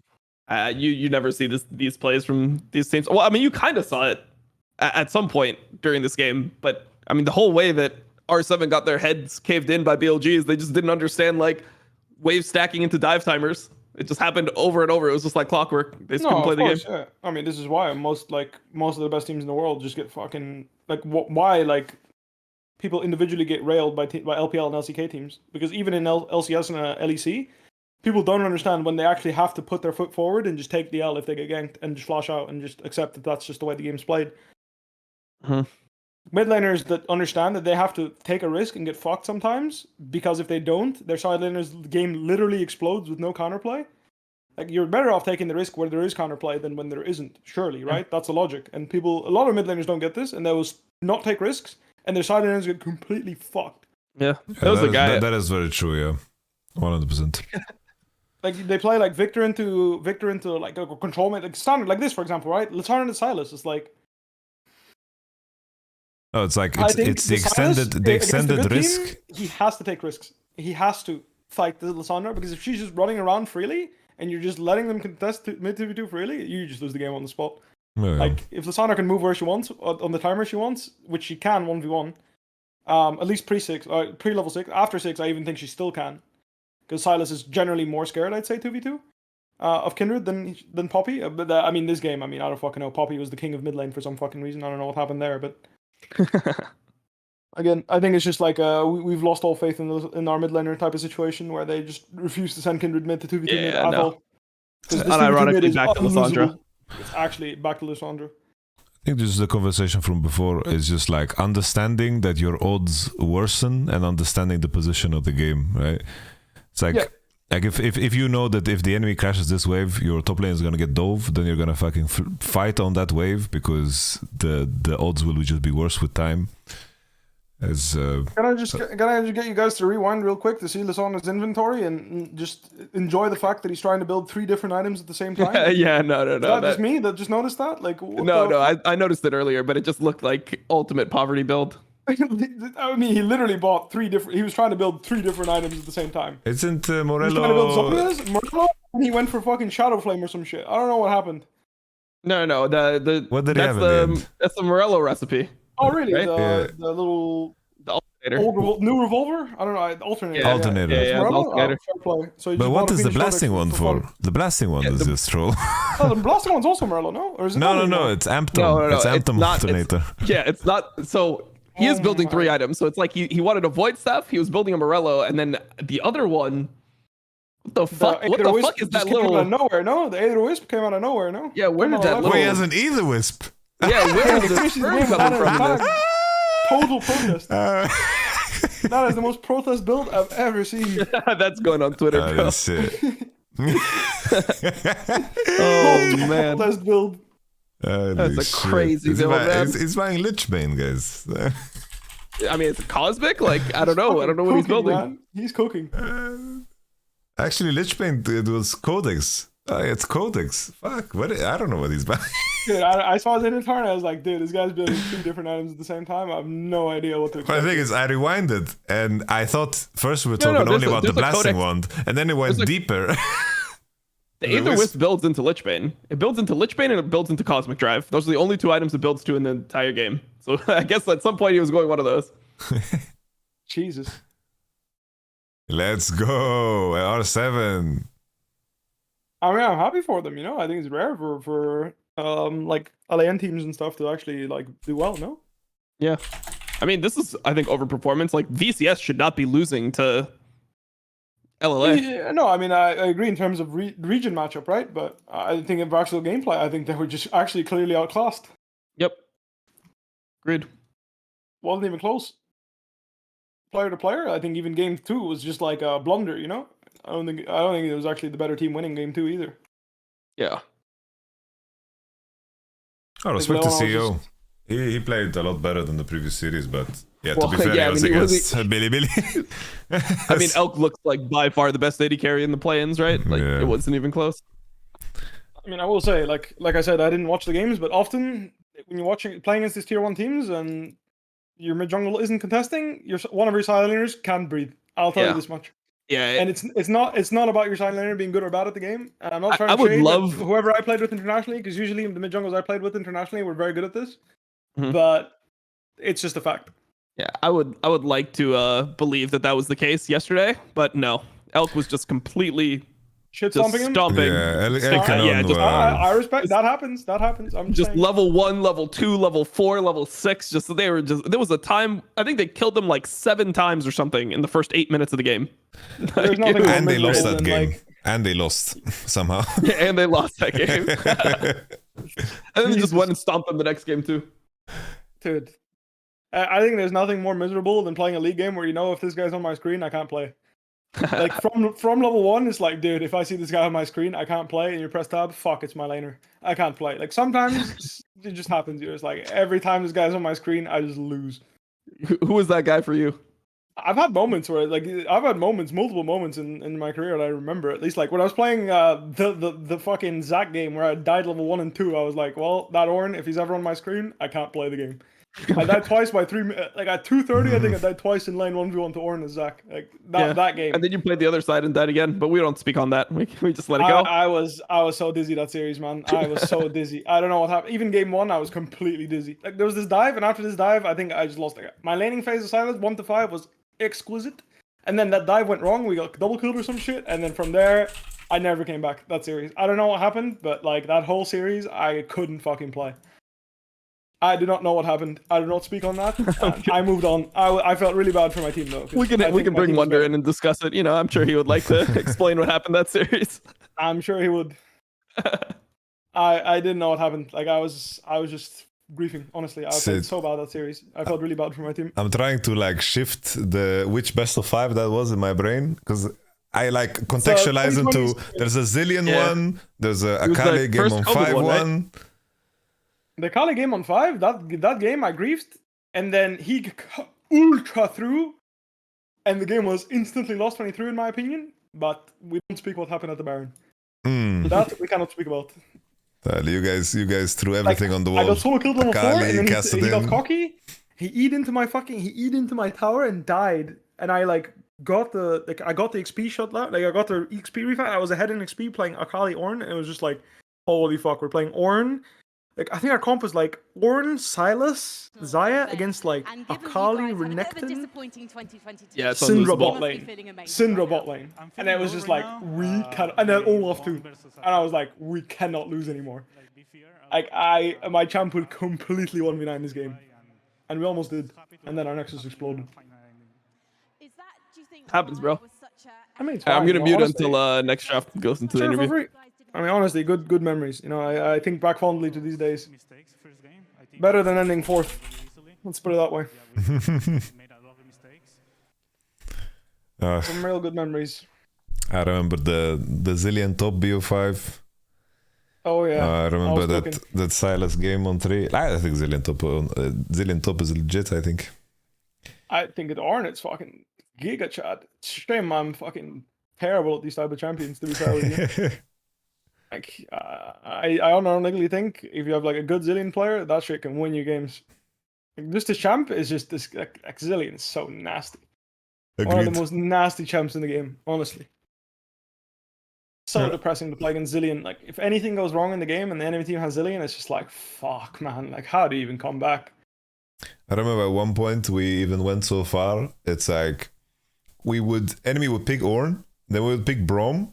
And then we would just send Braum into Ornn. And even though Braum would be like 100 CS behind, it just didn't matter because it was a Braum in the game. There was like some real potential to get really silly with things because like the context of gold changes so much depending on what you're playing and what you're playing against. It was like we were like scrimming and then enemy pick Ornn, we pick Braum, they counter Braum, and we would counter enemy support, we would send Braum into Ornn, and then if at some point Ornn would like freeze and like fuck him up completely, he would just leave. Wouldn't matter if he's like 3 levels behind, whatever. It's just still a fucking Braum. Yeah? Because like those champions just designed with the intention of not having any gold anyway, so it just, as long as your spells and you get a little bit of XP, you get to level 7, you reach your breakpoints, and GG. I mean, I don't disagree. I think at the end of the day, a lot of these champs just do that. Like a lot of champs in League are able to do that. It's like Malphite in the right comps, you know. It just doesn't matter if you get shit on. You show up, press R, good enough. Yep. I think good enough is like something that a lot of people don't get. Yes, agreed. They don't get the concept of like it's good enough.